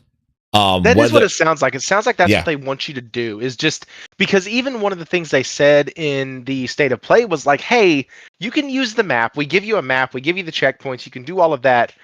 But really, you want to experience it through taking out your spyglass, finding a mountain off in the distance, finding a shrine off in the distance, and just going. And I think, honestly, them doing the lo-fi beat, like the lo-fi music mode, is going to encourage that to a level like that I think they're anticipating. Like, they want people to spend a ton of time in the game, and that lo-fi beat, like, can you imagine just going through all of these different sceneries and all of these different like countrysides just with that lo-fi, that awesome just kind of chill sound? Like, I feel my couch absorbing me right now as I'm staring at my TV playing this game. Like, I just feel like it's going to be that good of an experience, which is what the first one was. Like, I could spend hours in Ghost of Tsushima just going from shrine to shrine or from farmland to farmland because it was so gorgeous. And so I think that's what they're going for with this. I think they're going for more of an ambient, or a kind of like the whole environmental package, I guess, is what I'm trying to say. They want the exploration, the colors, the landscaping. They want everything to kind of just invite you into the world. And so I'm excited about that. No, and I agree. I think that that's definitely what they're doing, and we will get into the next part. The changes through the game. They talk about how will that sort of rise in bounty over the game? How will that affect bounty? So talking about that emergent stuff, I'm going to do this and then one other part, and then I'm going to put the link in there to watch the rest of it there, so we can move ahead with the topics tonight. Yeah, like, what are the like immediate... This thing with the bounties here, talking about emergent combat, I just pause it. but you got to listen to this part too. This was really awesome as well. Effects. Again, it's not like a list. Adding bounties to the game world felt so just perfect fit for the experience that we were going for. In both you hunting them down, which you saw and we're super excited about, and they're like a really fun way to just drive you through the landscapes.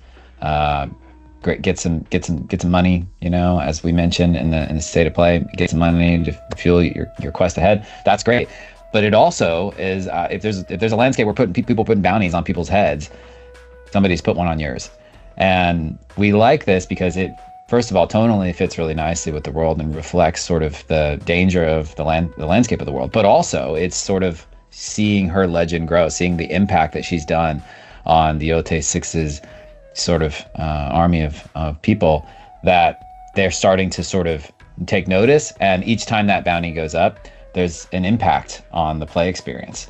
There's without going into a whole bunch of details, there is a changing landscape of different types of archetypes, and you might have some traps that happen as you kind of move through those bounties. As that bounty goes up, it's going to get more difficult for you and challenging, and that keeps it really exciting too. Because you mentioned, so that I thought was pretty cool, the way the bounty works. Like, it's not just a list of bounties, go hunt down people for side missions, but the fact that the bounty on you is going to change the way the game is, and there'll be traps, and it's going to get elevated as you get more notoriety and more bounty goes. Like, I don't know how they do the bounty on you. I don't know if it's built by levels or whatever like that, but it sounds like it's definitely going to add to the dynamic world of how things are going to change. Maybe missions that were once easier, once you have a higher bounty on you now, they're prepared for you. They know that you're going around the Baba Yaga, going around that you're going to kill people. Like, the boogeyman is coming. No, she's the one to go kill the boogeyman. Yeah, so they know that you're coming. You're setting traps, getting ready and stuff like that. But that's the dynamic nature, not just running through Assassin's Creed style, just getting the assassin and leave. Things are going to change. So, like, I'm really liking the dynamic part of what they're talking about with the emergent combat and the emergent kind of story. The other, where that in fact is the case. It's not just a one-off event. Because this as part, you can imagine, right? Everything's white and white. So this part here, talking about the bounties, this was another cool part. See you outside gaming night. Hit that like button, everybody. As you're in here, we're cooking, and we are talking about Ghost of Yotei. This part where there was a part in the game with the snow. I don't know if you saw this part in the game here with the snow, but this part was pretty cool when I heard this one. This got me excited too. There's a super brief clip of the player being ambushed from people waiting in the snow, and I thought that looked super elaborate. Is that a specific ambush we're seeing, or are they quite reactive? Do the NPCs get quite sort of devious? We absolutely got so excited, Andy, I gotta tell you. The day somebody said, all right, we're gonna make a snow level. We'll have ninjas dressed in white. Because, as you can imagine, right? Everything's white in the snow and they could pop out of anywhere. That, in fact, is the case. It's not just a one-off event. The whole landscape where you meet them is one where you're always on guard, because they could be laying in wait for you at any corner, either in the snow or in foliage. And that feeling of tension is wonderful. It makes you feel like you gotta perk up your senses. Always have your hand ready on your sword so that you can react should an attack come. The combination of natural beauty and kind of hidden danger is our bread and butter. That's where this game really comes alive, and we're very proud of it. I'm glad you spotted that in the state of play. I think it's very cool. Yeah, it's really cool. Like this, again, like they're hiding in the snow. They'll jump out of the snow. It's not scripted. It's not a mission that they're in the snow, go through this mission. It's sort of like in that area, they just hide in the snow. So what do you think of that, Thrifty? What do you think about this kind of like a lot of that stuff? It's not like kind of just like a mission right off. I like the guy asked the kind of natural questions, like how much of it is scripted and how much of it is like really just happens. And I was surprised at how much just really happens. Like it's not just specific missions on that. But where's the and I part think that comes from the fact that we always, as gamers, are looking for, like, we've all played a game where you walk down the like corridor, the glaze, like, oh yeah, this is like, oh yeah. Yeah, like we've all played those where, like, you walk down a corridor and, oh hey, you see an open door on the left and an open door on the right. You know, once you get past a certain box, you're gonna trigger two dudes, one coming out of one side, one coming out of the other, and so, like, you're really in the process of looking for, at least I do a lot of times, looking for that, oh crap, that's really cool. I'm not used to seeing that done in that way. Right? Exactly. Like, yeah. Like you kind of looking for the pattern or the like, oh, the game parts. Like, oh, so this is how it goes. Okay, The so if I game parts, walk that's it. here, they're gonna jump out. But if I go here, the game breaks. Like, they don't sense me. Like, I could avoid them by going this. You're trying to look for the game part of it, and that's where that emergent, that kind of unexpectedness comes out. Of like, whoa, like things behave. And I always like that part when things behave as they should. And it sounds like a lot of the stuff in here is kind of like, you know, things make sense. Like, you know, you walk through a fire, you're going to go in on fire. You know, it's so immersion breaking where you walk through fire and, you know, maybe nothing lights up or you're just like, oh, okay. You don't even lose energy. It's like, oh, okay. On this thing. The red barrels. That's right, Ryan. Like the red barrels and stuff. But one of the parts, I want to get to this one because this is the one. Between all of them, but do either of you have a favorite weapon that you find yourselves just? The weapon, not the weapon part. We already talked about the weapons. The mission where they come to you, they already covered that part of it. Where's you want to follow the story? Go this way. But of course, it's suggestion, and on the way to that objective, you'll probably get distracted by something that catches your eye. That's a lovely experience, and it's driven entirely by the player. And that's where the magic of open world games really comes alive for us, and we invest in it heavily. Just on the topic of you bringing up that sort of open world magic and that feeling of sort of very naturally going from one thing to the other, when you think about that feeling, apart from Ghost of Tsushima, what games have either of you played that you just immediately think of as an example of feeling that magic of being sort of like lost in the game for that time? Oh man, Breath of the Wild. Elden Ring, Breath of the Wild. Those are the two I was going to say. I mean, they're so like great at that. It's their bar setting in that way. Yeah. How do you balance that sort of emphasis on immersion with functionality, with people who, again, like you said, you still don't want to give away all of your tools for the sake of immersion, so still see health. Are there ways, for example, to sort of consistently attract a merchant to your camp so you can have that option, or is it not entirely in the player's hands who turns up? It's a little bit of both, right? Like, so we showed a little bit of it, but we didn't go into details. But in the state of play, there was that Wolfpack menu, and that is all the people that you've sort of met and that have, you know, either missions or content for you, or, you know, we talk about weapon senseis. They might have some extra skills for you for that particular weapon. We keep kind of a place that we can keep track of it. That's not just a word bomb journal that has a ton of stuff you have to sort of read. It's like, no, that person that you might remember the face and the way that they looked, you might be able to drill down to it. And for not every single one of them, but for many of them, you might be able to say, hey, I would like to see that person, bring them to your campsite. You can set up camp and they will be sort of almost as if you're summoning them in a way, right? Like, it's a way for us, you know, to really directly say, I want to talk to this person. But then also, just under the hood, if you're not engaging with that menu and you're out, you know, camping, and you just camp to do a multitude of other things, we might have a queue going in the background. It's like, hey, this person actually has something unique for you that you can afford right now. Then we might put that towards you, because we know that, you know, this bow upgrade is really great and players might really enjoy it if they get it. So we might kind of front load that. So it's a little bit of both. We have a little bit of a system to try to make sure that you're getting access to these people, but there's also if the player decides that they want to just go and pull that person in, they can do that as well. Earlier in the year, Assassin's Creed Shadows launched, and the recent showcase showed a few things that were present in that, or sort of similar touchstones. So, you know, this is the part. Thrifty, pay attention to this one. Story, the clue cards, sort of investigative drive. What was it like to presumably have a lot of these things in development for a long time and see another studio also lean in that direction? Was it bracing for you? How did it feel? You know, we're big fans of feudal Japan and open world games, and to see another one on the market is exciting as gamers, right? We make the game that we want to play, and to see more like that, it's great. Our game is our own game. It features the things that we cherish. Our story of revenge is a classic in samurai cinema, but it's just the first step in this long tale of Atsu going from this broken lone wolf to assembling a wolf pack, and she changes. Her identity is the Onryo moving through the land where people grow to fear her and love her. It's its own experience. We can't wait for people to play it. Of course, we don't want to give away story details, but I can tell you that her quest for revenge is the start. It's absolutely not the whole thing, but it's a great start. I think that. Yeah, Griff, I don't know. Once you listen to that part, let me know when you hear that and what do you think about that.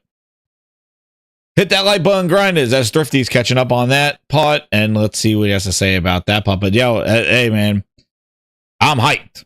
That I love the emergency. I love the way this thing is sounding. I like what we've seen already, and we already kind of understand what the will be, but also knowing that how they're taking it to the next level here, and it got me really excited. And what's so great is that they're able to get people hyped up without revealing big key elements, because they're holding back, I feel like, a lot of things where it's going to be just like, oh my God, what happened? Wow, look at this, watch this. And this happened and this happened. And I think there's a lot more to the story that they're leading on. So Thrifty, what do you think where he said the main thing about the revenge story is not the whole game? Like, it's not just get your revenge and move on. I love that. That's really all I needed, because I've enjoyed Sucker Punch as a studio and as a creative team, and so like I just needed to know that we weren't, with all the innovation that they were talking about within combat and the card system and the way they're doing all of that and the collectibles and kind of go at your own pace. I kind of wanted just a little bit of clarification that we weren't entering like it's a mindless open world, let's go and just explore everything. And so saying that, just that, hey, this is the jumping off point. This is like, she's going to grow. Her identity's going to change throughout. And like, great. Perfect. I am here for it. And I think the stuff that they were talking about with Assassin's Creed Shadows, yeah, it felt a little bit markety, like, we love them and they're great. They're not gonna say like they suck, we're better. Like, they're not gonna come on there and go, guys, we have a rule here, we never go full Ubisoft. Right. They're not gonna say come that. out and go, well, one of the studios was sued by the government over there and the other one wasn't. Don't know which one, or not sued, but they were complained about by the government over there over Assassin's Creed Shadows. Yes, there was a big debate over it in like their Congress or Parliament or whatever they call it over there. Ubisoft, we know they're being a rough time, but never go full Ubisoft. Anyways, but they're gonna say we love the genre and things like that. But yes, what are they gonna say, man? What are they say? Like, never go full Ubisoft. That game sucks. Well, we're sure. better. And I hate the idea that these games can't be only one. compared to, like, it's okay getting compared to another title. Like, and I say that as like Assassin's Creed, right? Those games, like, they get compared, or I'm sorry, the first Ghost of Tsushima got compared to the Assassin's Creed titles. It was a huge open world where you went around, you collected quests, you did collectibles, you did side missions, you did all these, you collected collectibles and then did quests, did all your side missions, went around, progressed your story at your leisure, and just explored. But that's not bad. Didn't they already have an Assassin's Creed in China or Japan? Didn't they have one that was one of the side ones, like the mini mission one? They did, and I cannot for the life of me remember the name of it, but they did. It was Assassin's Creed, what is it? It was Unity like was France? No, it was China. It was Japan to China. Which one was it? It was Assassin's Creed something. Was it the side scroller? No, was it the side scroller? Yeah, well, I think it was. Yeah, there've been so many friggin' ass creeds. Yeah, Assassin's Creed Chronicles China. Chronicles, that's what it was. Yeah. It was China. That's what it was. It was China. Yeah. I remember the image of it. I never played both side scrolling though.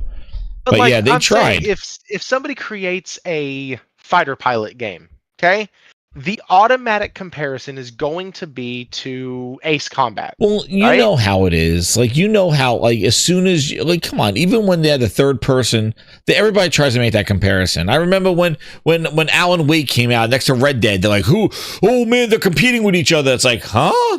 Because they were released around the same day and there were third person cameras. Like, people just trying to make, like, no, this is the one you got to get. Like, the third person, action adventure games, but like there was nothing there. But you know how it is. They're basically, oh, there's another Assassin's game that was supposed to come out last year, the Assassin's Creed one, which I think was a good game. But I do think that this one, the Ghost of Yotei is going to be definitely. It sounds like it's definitely differentiating itself away from the traditional Ubisoft go to points on the map. Which they're known for. It's trying to. It seems like it's trying to do something a little different. Where like go to the tower, unlock icons, then run around. That's the recipe. That's all it's been. There's no icons.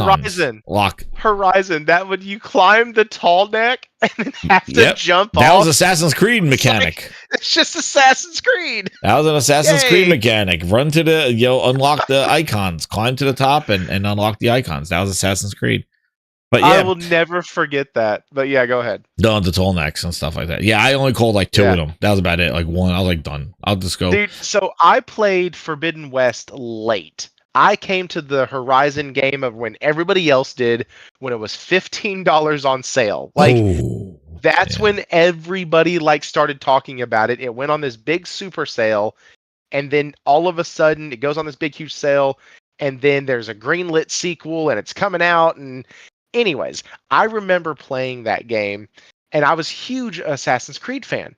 And so I was playing it, and I got to the first tall neck, and I was like, I gotta climb this bastard all the way up. Man, this is... And then because the way you had to get on, the way you had to like climb around it and swing from one thing to another was just like Ezio. Oh man, they want you kicked off the Grindhouse. T. Harris, just get him out. What? Why? Kick him out? Why? Hey man, take it up with the grinders. No. I'm talking about like the good Assassin's Creeds, the older ones. I think it was the Horizon. You insulted Herman's girlfriend. Oh. No, I don't know. I'm not. Anyways, continue. No, but no, yeah. So it sounds like they're definitely trying to do something outside of the Ubisoft traditional climb the tower, do unlock the icon type thing. I'm all for it. I like the extra details that they were sharing. They're definitely holding things back, and I like that the vengeance story. The story thing didn't really bother me because I knew that they're probably going to have the Ghost of Tsushima was a great story too. And the thing is like it's sort of like they're saying, oh, this vengeance story. It's like same thing as like saying like Last of Us, like, oh yeah, you just got to take this girl across the country. It's like, oh, what? What? Yeah. They want her in California. You got to go across the country with this girl. Last of Us and their zombies. I'm not doubting the story. And it's like I'm not telling you all the stuff. Like another little like. I'm just telling you got to escort this girl across the country. Like and that's about it. Yeah. And, or like in the same thing in Ghost of Yotei. In Ghost of Tsushima, like it was like the Mongols and they take it over and there's Avengers. But then what about all the other stuff? The uncle and being a samurai and being this, like that was all extra stuff. Like that really, the conflict was what brought them to the conflict of himself of what he was, a samurai or an assassin and not following the code and all that other stuff. So like it really was more, it was deeper than just fight the Mongols from taking over your land. So like there's always levels to it. Same thing too with the Spider-Man and stuff like that. Like oh, the bad guy's Kingpin. It's like, no, not really.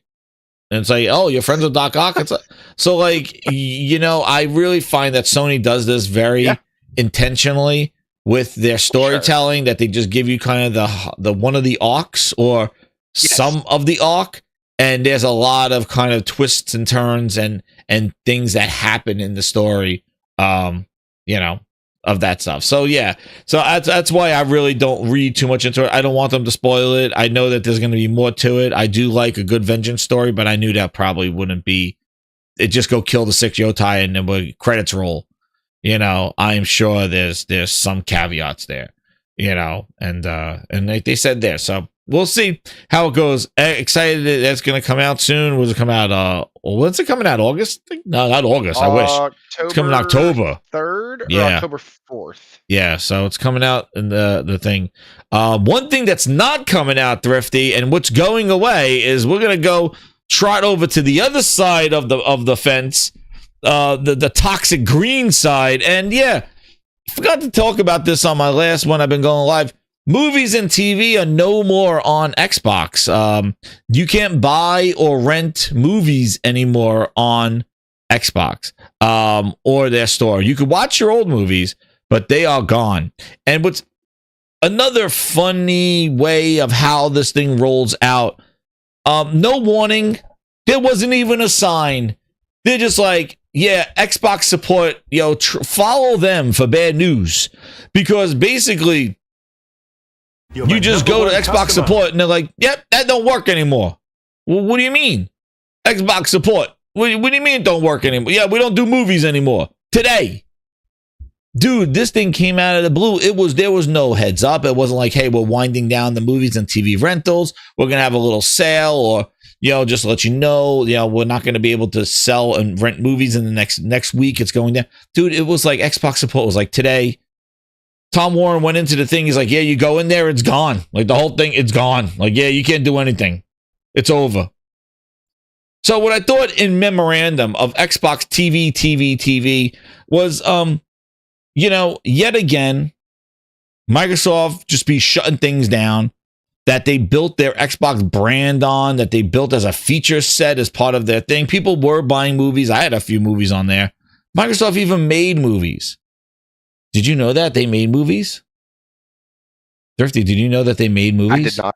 I had no freaking One idea. of the most incredible movies.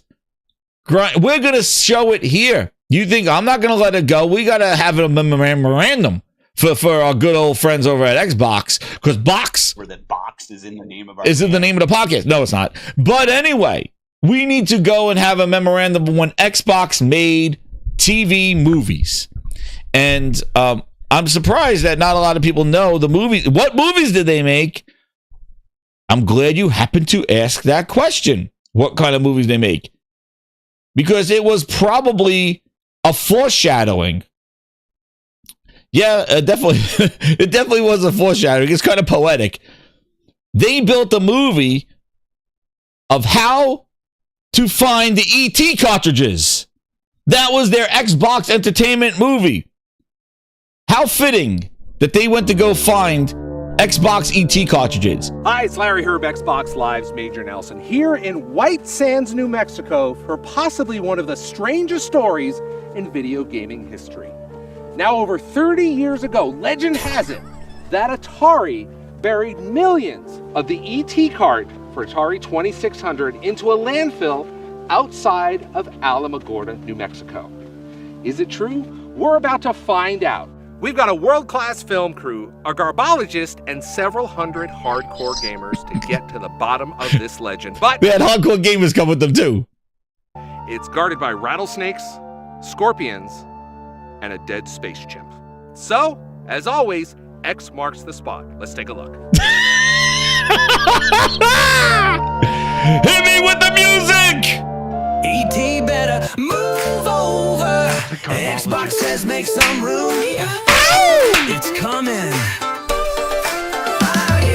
Bury Xbox in the ET hole.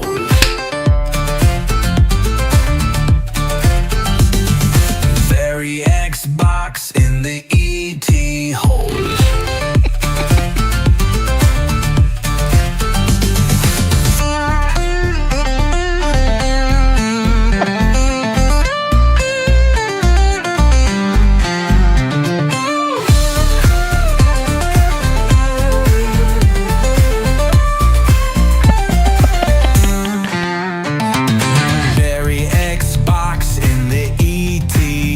They weren't looking for ET.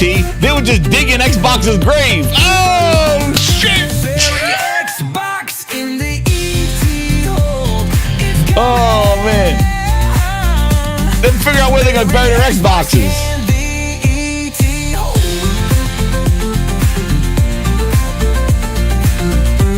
Look at all these guys with box in the name of their name.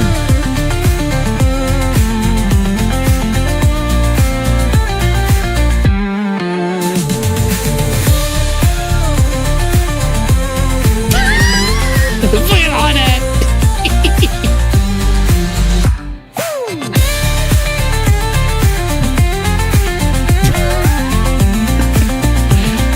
They're like, oh, if we find ET, that'll be okay. But if we just dig a hole.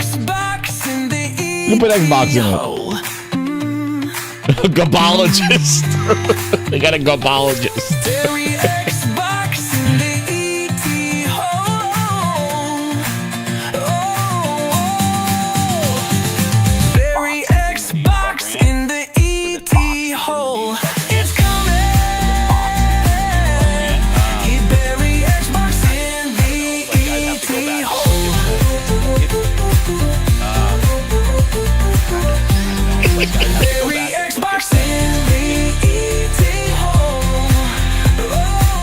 Oh yeah!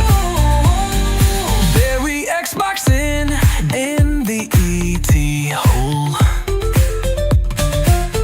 Did they find it? Look, you can play it. Bury Xbox in the ET hole.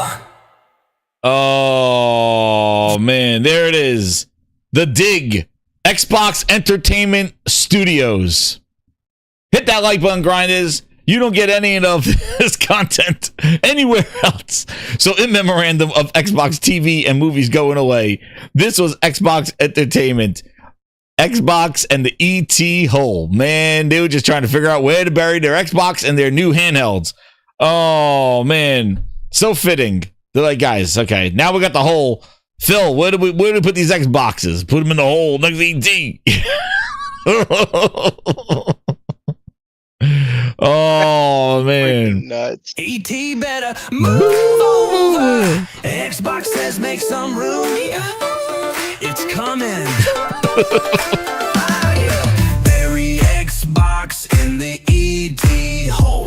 Oh man. They found it. They found it. Just think that 15 years from now they're gonna be, guys, what's this green? What's this box? Has a Master Chief on it. Oh, that's the Xbox Series X. We found it. Isn't that PlayStation's new mascot, Master Chief? What's he doing on this thing? Yeah, PlayStation's mascot. What is he doing, guys? We found remnants of a box. Where that box is in the name of our. It has a box in the title. It was why is the most popular IP on PlayStation Halo? Why is he on an X? Well, who's Xbox? Who on is Xbox? There you go. There's an image right there. Larry Herb, man, they made you do the craziest shit over there at Xbox. Man, they made this man go out there and dig up dirt and find ET. Oh shit. Poor Larry Herb, Xbox Live's Major Nelson, man. Phil Spencer sent them out there to do the dirty jobs. Oh shit. What did he say? What did he got to say about this? I need to know. He said this is the next Xbox Game Pass game. Phil Spencer said, "Oh, ET, put it in Game Pass." This is the very first one to come out of the hole behind me. We have found it. Urban legend confirmed. There's nothing more to say. The story's been written. Behind me are thousands more, probably still shrink wrapped with the instructions ready to go, but we have confirmed the urban legend for today. This is it, the very first one we pulled out. There it is. Phil's like, what? What? We've got a new game. He goes, put ET in Game Pass. Put it in Game Pass. Yo, there's my image. That's pretty much my clip for the next one, where I'll just take away ET and I'll just put an Xbox in his hand.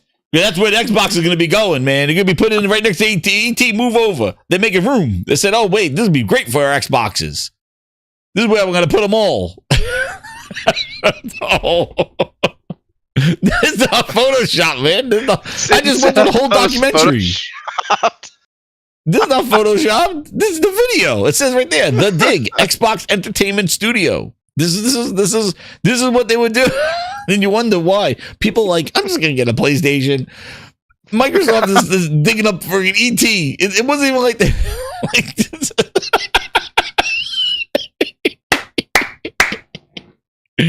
Dude, this is what's going on. PlayStation's dropping games and shit. That Phil Spencer's like, Major Nelson, go out to New Mexico, go dig up ET. It's like, what? It'll be some entertainment.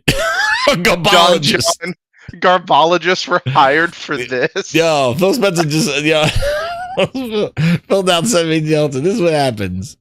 We're sitting there, go, Phil, where are the games? I'm excited about what I didn't announce. But wait, did you see Larry Herb? Did you see Major Nelson? He's holding up, he dug up ET. It's like, what?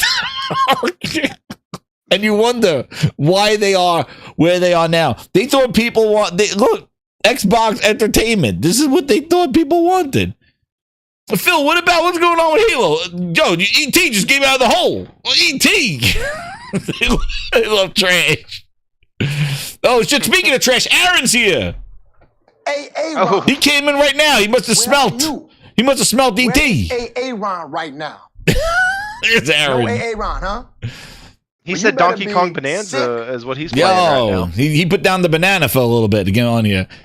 Dude, this is what happened. It's like, yo, here's Uncharted. Here's other thing, and Phil, like, Phil, where are the games? Check out Major Nelson.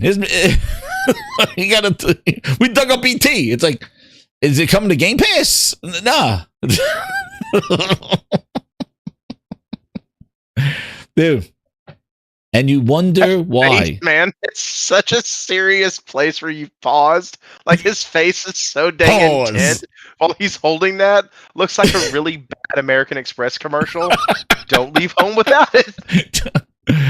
That was crazy. It's like, they didn't even do anything with this whole this Xbox movies and entertainment thing.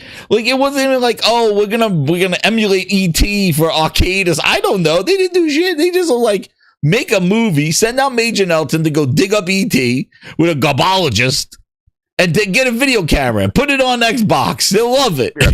They'll love it. Phil Spencer's like, they'll eat that shit up all the time. He goes, I sent them a bunch of Xboxes. Give them that glaze. Juicy, glaze, double glazed blackberries on top of janky ET glaze. Pancake, shake my head. The buried treasure Xbox gem stuff with marketing. juicy glazed blackberries, raspberries. That's right. ET glaze.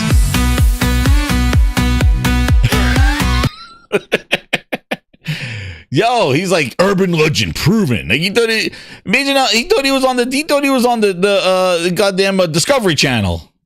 No, you're on the Xbox channel. You're on the Xbox Entertainment Dashboard. That's where you are. He's like, we found it. Documentary solved. He's acting like the goddamn those guys in yo, Major Nelson acting like those guys on what is that island? The dig that they've been digging for like a decade. What the hell was that show? What's it called? Oh, what is that thing called? Where they're digging for the Ark or whatever like that, for the gold treasure. Okay.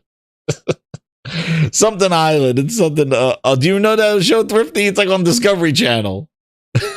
Man, I don't know what you're talking about. Like, what? You don't know the show? No.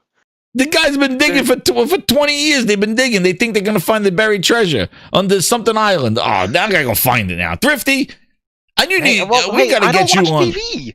You don't watch TV? Holy shit! Hell no. Yo, I watched it in like 2 seasons and then realized I ain't finding shit, and I stopped watching it. No, it's not Treasure Island. It is called the Skull Island. No, what the hell was it? With the guys digging for the treasure. National Geo? Dude, it's been on. Guys digging for the treasure. Hold on the island. It's a horror. I thought it was a horror movie, but it's not. It's boring as hell. Treasures? No. Oh my god! How's somebody in the chat know this friggin' movie? The TV show. It's gone for 20 years. The Mysteries of Skull Island. What is it? No, not Epstein Island. What the hell's okay? No. Oh my god. Yes. The island off of Canada. Thank you. Ryan's getting me there a little bit. Yo, what is it? Shit. Yo, you guys. Grinders, you need to get with the times. You never know when I'm gonna ask questions. The gold rush. You never know when I'm going to ask these questions. You got to do your homework, Grinders. You need to scour the internets. They dig farther and farther down. They get the drill. The guy has like unlimited money. Oh my God. The show where they dig for the treasure. Oh my god. You guys are killing me here. The treasure show. No, man. I think it's Skull Island. Damn it. Holy Wallace shit! Island. Yo, who is this? Steven? Yo, that's it. I'm making these guys are both mods. They're not even VIPs, but they're being mods right now. Steven, you're a mod right now. Standard mod. Stephen Orban and 201 Atmosphere, Oak Island. Thank you. The Mysteries of Oak Island. Dude, I bet you guys friggin' mods. There you go. You guys are friggin' modding the channel now. Holy shit. You guys had me searching the internet. The Curse of Oak Island. Thank you. Holy shit. The Curse of Oak Island. Dude, it's been on for like 20 years. Seasons. They're still digging. The people, like, they're going to be living in the ocean soon. They're digging all over the place. It's on the Mystery Channel, the History Channel. It's like real life Minecraft. Just Yo, digging. that's what Major Nelson's acting like. He's like, yo, we're on the curse. He's like, here we go. Tonight on the Curse of Oak Island.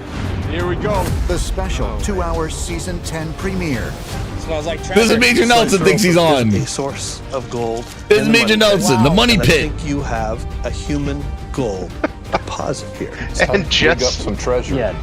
Mr. They're Tennis. still digging. They're still digging. This is Major Nelson. This is what he thinks he's on. Solving the mystery. Oh, wow. This could be something special, man. This is Major Nelson. He dug a BT. First one we pulled out. Can I take a shower now? Can I take a shower? Oh, shit. First one we pulled out. The first one we pulled out, pause. Holy shit. The Curse of E.T. Island. Diddy Land. You guys are horrible. You're giving me all the wrong answers. They're like Diddy Land, Epstein Island. I'm like, yo, what the hell? You guys not even trying. Search. You're not even trying. Said the search for hidden booty. Yo, the search for hidden booty. Holy crap. You guys. Yo, they're like this. Phil's like, guys, did we... He's like, did we find anything? And he's like, we ain't found shit. We ain't found shit. Yeah, don't watch the show. Curse of Oak Island. You don't have to worry about it. They don't find shit. Dude, they find a piece of wood that's buried under the thing. They talk about it for an hour. They're like, this wood could be from this. And all the people are glazing their ass on that show. The Curse of Xbox Island. Dude, they're all glazing their ass. They're like, dude, I found that oak is from an ark from thousands of years ago, and they were carrying a treasure, and it was owned by Philip Spencer. And this is like, and they're like, really? And then at the end of the show, they're like, nah, man, that's not shit. Nah. It's just a piece of wood from somebody's goddamn cabin. Oh, shit. But they glaze them the whole friggin' show. They bring out the garbologist. Oh, man, it's crazy. I stopped watching it. After one season, I'm like, this shit, are they gonna find some shit? They're like, no. They found they didn't find any gold. They find like a piece of wood, and they analyze it for a year. See? The Twisted Scissors, I've known about that island for years. Dude, they've been digging up that place for friggin' 20 years. The people there probably have a hole in the ground. Yo, they're gonna find Xboxes soon. They keep digging. They're like, what is this? They're like, what is this? Where that box is the name of our brand. Like, wait, what is this? What is this circle with this emblem on it? It's like, it's an Xbox logo. Ryan said, just one more dig. Just one more dig. Yo, that's how it ends. That's how the season ends. Like, just one more dig. Just, come on. We're going to try. And then they're like, yo, what? We're done over here. Let's go dig on this side of the island. And they're like, oh, then they drained the swamp. Dude, they drained the swamp. I'm like, they killed all the fish. I'm like, dude. And they're like, we ain't found shit. At the end of the show, they're like, we ain't found shit.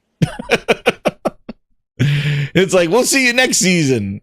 But at least Major Nelson made that discovery. The Curse of Xbox Island. There you go. But anyway, that was Xbox movies are gone. Shut it all down. Satya said, I'm not stuttering this time. And yeah, so no more movies. You could watch your old movies on your devices, but I take this as it's done. Like, yeah, here's their little blurb. They sent you a message. Guys, I'm just waiting for the thing right here going, yeah, we're not making a console anymore. They're going to send it out like a message like this. Like, guys, yeah, you know what? We're done. Wrap it up. We're done. They just one of these messages one day is just going to be like, yeah, we're pulling the plug. It's been a wonderful 25 years. Thank you for 25 years. We done. That one of these messages one day. It's crazy, man. They just shut it down. And the same thing goes. The price increase was like that day. The movies thing wasn't like we're winding. Typically, when you wind down a system or something, you give people a month or so. Hey, we're no longer going to be renting movies and buying movies. Like in the next month, we'll be shutting this down. So, you know, grab whatever movies, you'll still be able to watch them and stuff like that. It came out from a message like, when you got this message, yeah, we already shut it down. Like, there's something to say about how the delivery of this stuff seems so very urgent. So years. Like, dude, 12 years that program that renting movies has been a thing on Xbox. And they shut it down that day. Like that day. Like 12 years this thing has been a thing. Renting movies, Groove Music, all this stuff. Like even the music and stuff. There was a wind down period. You know? And the fact that they're just like instant shutdown, that's what I took out of it. The fact that they just said, wait, we're done. Once you got this message, we already broke into your house and we're done. Like, you're done. Like, after you got, we're ready to shut it down. Don't even try to go rent a movie or buy one. You're done. Twisted Sin with the 2, he goes, public service announcement. Xbox is dead. That's what they're going to have, man. But 12 years of people collecting movies and TV shows on Xbox, and it just said, yeah, you got this message, it's already too late. I just think the urgency is something to really, like, think about. Like, yo, it's kind of strange. And what's crazy is that these features that were part of Xbox, and people have been having this up for all these years, 12 years, like since the 360. And they're gonna, I really don't know, dude. It is gonna be Phil Spencer sitting there with a party hat on, and there's gonna be nobody left. And he's gonna be like, happy 25 years to Xbox. And he's gonna invite Colt Eastwood, glazing his ass, and have a couple of glazers next to him. Boom, and they'll be standing next to him. And be like 3 dudes just sitting there. And he goes, guys, it's 25 years of Xbox. Like, what's left? Like, how are you going to come out there next year and be like, we're going to celebrate 25 years of Xbox when you've done everything to kill the brand and to throw it on every other device that's not an Xbox? I don't get it. But the urgency of how things are shutting down, how much change is happening so quickly, I think that's the thing that should stand out here. Because that's what's really going on. It says, what an episode this is. I told you it was going to be a wild episode, man. That's it. That's why you coming here. Jenna Hayes with the 5. She goes, the Mongol leader in Ghost of Tsushima looks like Steven Seagal. Snapping necks. Yo. That's right. They look like Steven Seagal. They got mixed. Yo, I'm telling you. And they didn't even have like a thing like then somebody from somebody from like one of the community people was like, oh, make sure you sync with Movies Anywhere so that your purchases will go to other platforms, things like that. Microsoft didn't even say that. They just said, yeah, thanks. You're shut down. Like, you're done. Like, it's just so crazy how they're doing it. And again, it's movies. It's not games. Like, it's not the end of the world with the movie stuff, but I just think it's very interesting how they're just stopping features. And for me, when I saw that, it means that Xbox movie rental thing, they're done with the console. Like, they are done with the console. And know who else is done with the console? The developers. They're done. Like, they're done with this console. Like, we're seeing more skips. We're seeing more just like it's not worth it. And how... We'll get into it. I do want to do. You want to roll and laugh? I got one more laugh for everybody. We got to do another entertainment grinder entertainment here. There's things like this one too. Mr. Grimm with the 5. He goes, I used to be in the camp of Microsoft making one more traditional next gen console. Now I'm not even sure about it. I think they're done. And Mr. Grimm, I'm gonna jump off of that chat right after we do this video because that's exactly how I feel, and I want to talk about that. Yeah, they even shut down the not the Discord, but they shut down their what did they shut down? They shut down their not the support. They shut down just last week or something. They just turned off the forums, right? The Xbox forums, I think. Let me see. I think that's another thing they shut down, right? Yeah, the Xbox forums have been retired by Microsoft. Yep. Another message from the support page. Yep. Another thing. Yep. Just waiting, Jez. I'm just waiting. I'm waiting for the message. I'm waiting for the blog post. I'm waiting.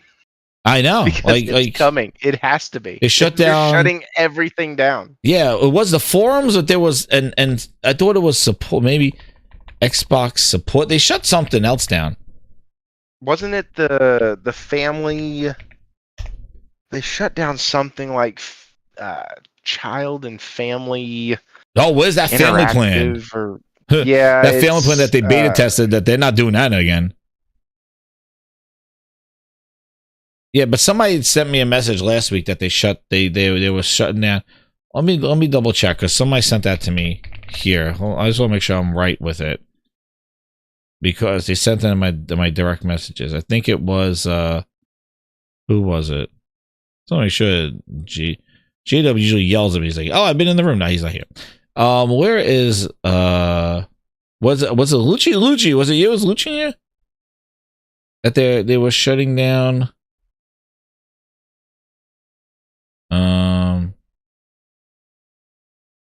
Yeah, I don't know.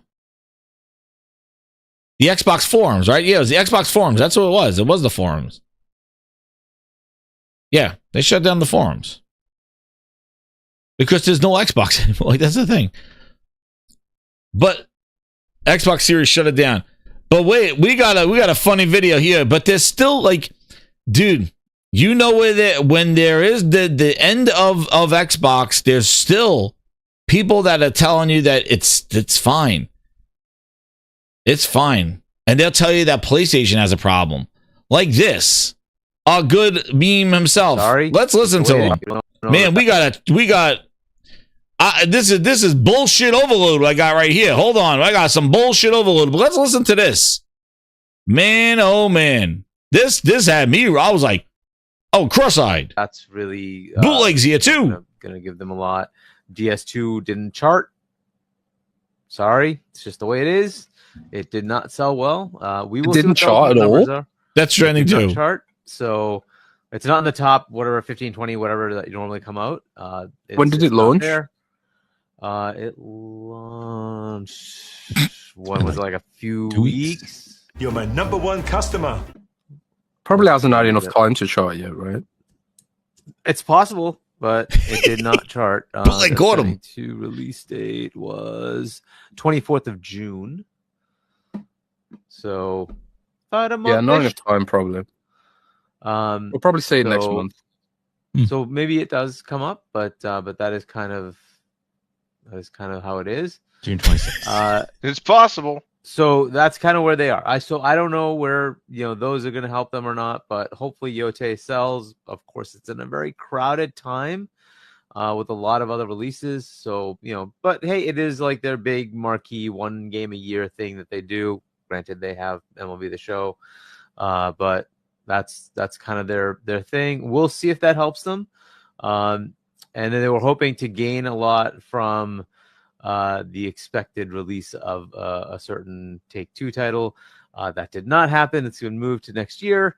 So I don't think that's going to help them. Yo. Listen to yourself. Stop. Enough.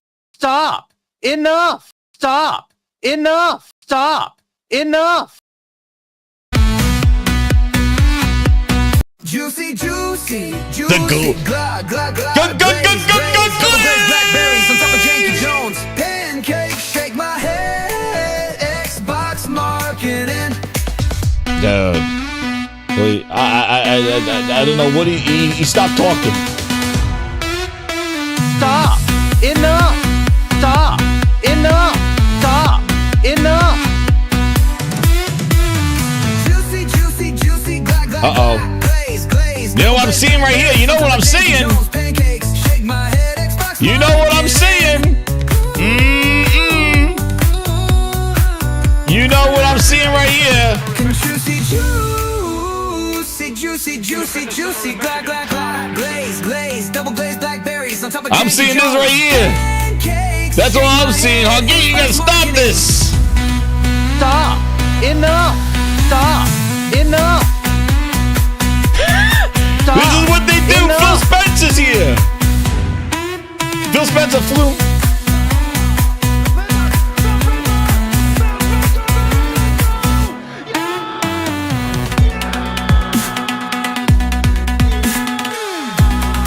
That glaze is real, man. Juicy, glad, glaze, double glazed blackberries on top of Janky Jones pancakes. Shake my head, Xbox marking it.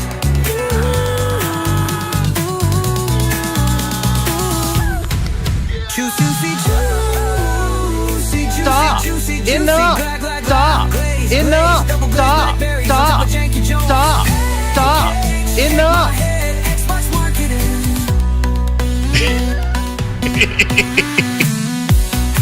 Yo, man. Insane. But he's not worried about Outer Worlds 2 being in a crowded market, right? Outer Worlds 2 is fine. Ghost of Yotei is going to struggle because it's so crowded. But Outer Worlds 2 is going to be just dandy, right? Bootleg, I'm glad you there to correct him. Get him, Bootleg. I'm glad he was there.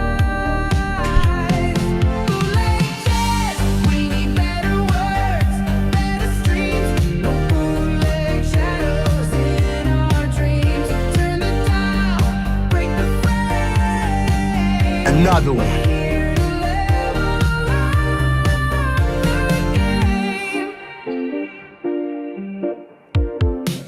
Man, they didn't try. It's over. And then Yotei, that one game a year. Hopefully, yo, who sits there and lets somebody just spew like please, listen. Enjoy that entertainment, but man, oh man, that glaze is real. I don't know who's listening to that stuff. When a bootleg gotta correct you, you know you're talking out your ass. You like, come on. When bootlegs, I'm like, when did it come out? Well, June 24th. It didn't chart. And Ghost of Yotei may not do good either. It's so busy. And you're not concerned about Outer Worlds 2? Ninja Gaiden? Ninja Gaiden gonna come on Christmas Eve. Phil can't wait to put that in the ass. And he's like, Santa Claus, deliver new Ninja Gaiden 4 for me. We gotta squeeze it in this year. I promised him in January, Ninja Gaiden 4 is coming out. We saw a lot more of it, right? Right? Phil can't wait to show more of it. Where is it? Anyway.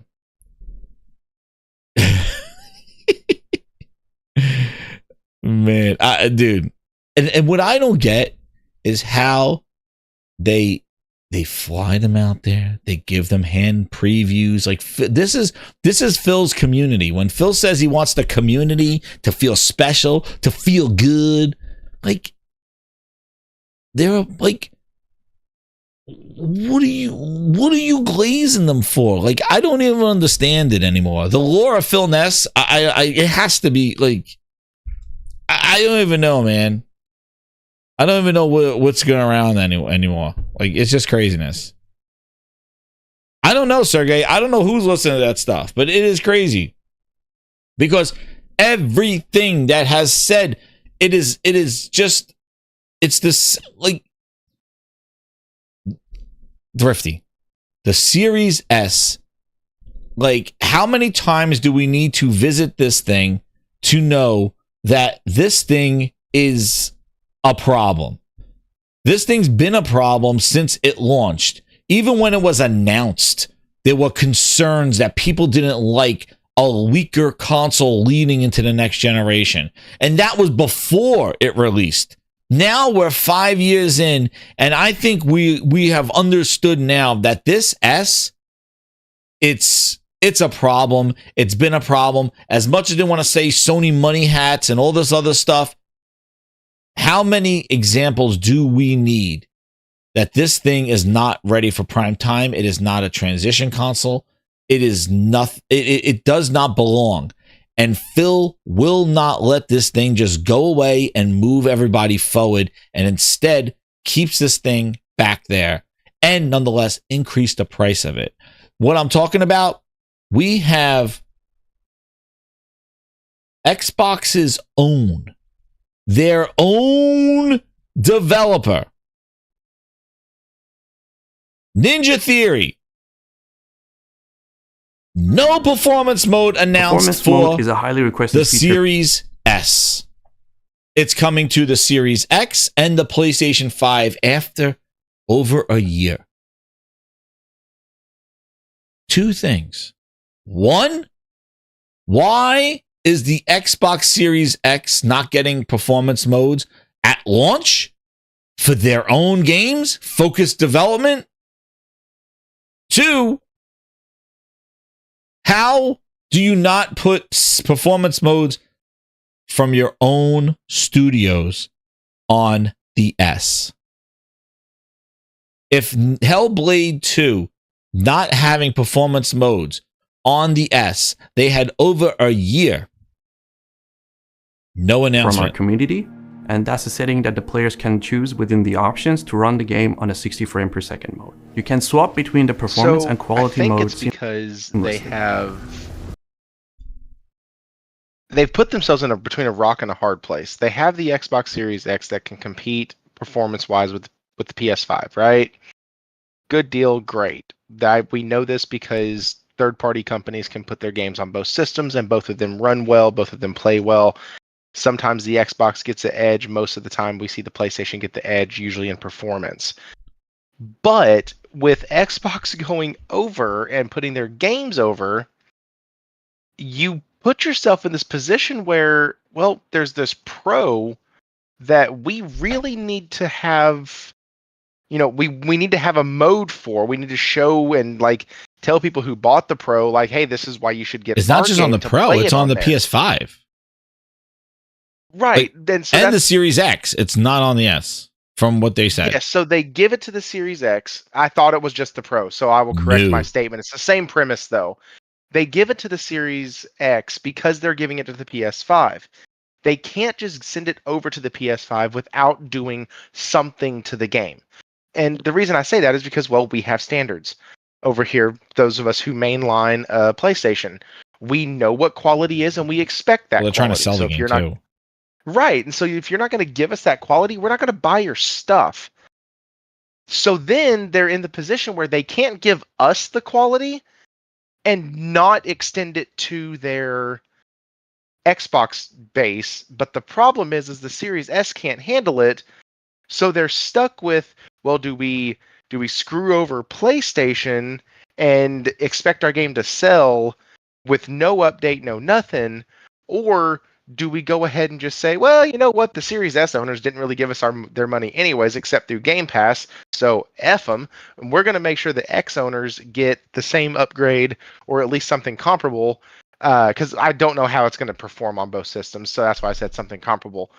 And that's the route they went. They went with abandoning the Series S, which most of us have said you're going to get to a point in this generation where you have to start considering that as an option. And now we're here. We're here where they're going, okay, well, the S, it's got what it's got. That's fine. The X, you'll get the boost. PS5 owners, you'll get the boost. Have a good day. And that's kind of what they've locked themselves into, that kind of rock in the hard place scenario. But it's their own first party, though.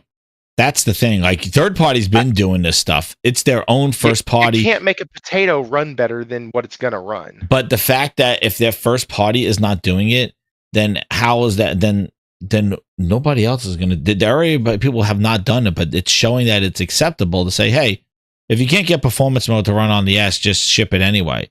And it's crazy that this system is so that they are purposefully forcing developers to do it, and it is causing extra time and causing delays in games because they want developers to bend over backwards for the lowest install base and it says it right there. It says it right here at the end. On the Xbox Series X, PS5, and PS5 Pro. So they are having developers bend over backwards to develop for the Series S when they should just be like, hey, you know what? Let's start breaking away from the S. And they won't do it. They will not do it. And let me get these 2 super chats here. We're 1 away from the goal, even though the goal stopped counting. I'm counting them. He goes, Twisted Sim with the 2. He goes, we had 2 skips today for Xbox. Yep, we're talking about one of them here. And there's another one. Game Night 123 with the 5. I know they laid off 50% of their user research team, which included quality control of their games. Oh boy. Thank you, Game Night. I appreciate that. For super chat, but man, we don't even know the extent of how much they laid off in the background. We just know from the studios and the games that were canceled. But there was a lot of people that got let go. And you know, the thing is that this interview, and I said this when the Pro came out, how Microsoft was not going to have a mid-gen refresh. They were going to have no answer for this Pro. And we're not even talking about the Pro versus the Xbox, which we already seen that in Cyberpunk, where the frame rate is like it's about 10 to 15 frames more on the Pro and VRR and everything like that over the Xbox. And it's just showing the difference of, yes, it's a mid-gen refresh, but it's showing that the returns you're getting for a mid-gen refresh. And when Phil was asked about a mid-gen refresh and asked about the S, let's listen to what he had to say, because this is the results of his decisions. And we're going to bring it right back to him, PHILNESS style. Where are you, Phil? I'm going to get him. Let him tell you. Wait, hold on. I had it. No, I had it over there. No, it's not here anymore. Oh, man. This is not good news. I had over this. Oh, wait. I have it right here. Let him tell you in the interview. Thankfully, to have a booty, right? That's right first. Listen to this interview. And, man, oh, man. It just happens to be with our good old friend Dusty Bin. Seems to attract all the good news. Here we go. My #1 customer. SN Kev with the $2. He goes, what does Microsoft glaze Xbox Series S? It's crap. It's so crap. Listen to Phil Spencer about a mid-gen refresh and about the Series S. Do you have any news about some sort of mid-generation refresh for Xbox? No. We did that. We're doing right now the increased storage on the Series S. The black one, yeah. That's what we actually call it, is the black. Oh, whoa, pause. Phil Spencer. Yo, did you hear that? It's like, Phil Spencer. That box is in the name of our brand. Yo, what the hell's going on there, Phil Spencer? He's like, we got to give more. We got to make the back one bigger. Oh shit, Phil! I like this. Do you have any news about some sort of mid-generation refresh for Xbox? No. We did that. We're doing right now the increased storage on the Series S. The black one, yeah. That's what we actually call it, is the black. Looks awesome. Yeah, it does. It looks great. But no, like I said, we're kind of at the end of the beginning in my mind. So I think we need to let devs settle on this hardware. We're at the end of the beginning. What is this man talking about? The black one. What is he talking about? We're at the end of the beginning. Listen to his justification of why there's no mid-gen refresh. I want to hear it again. Do you have any news about some sort of mid-generation refresh for Xbox? No.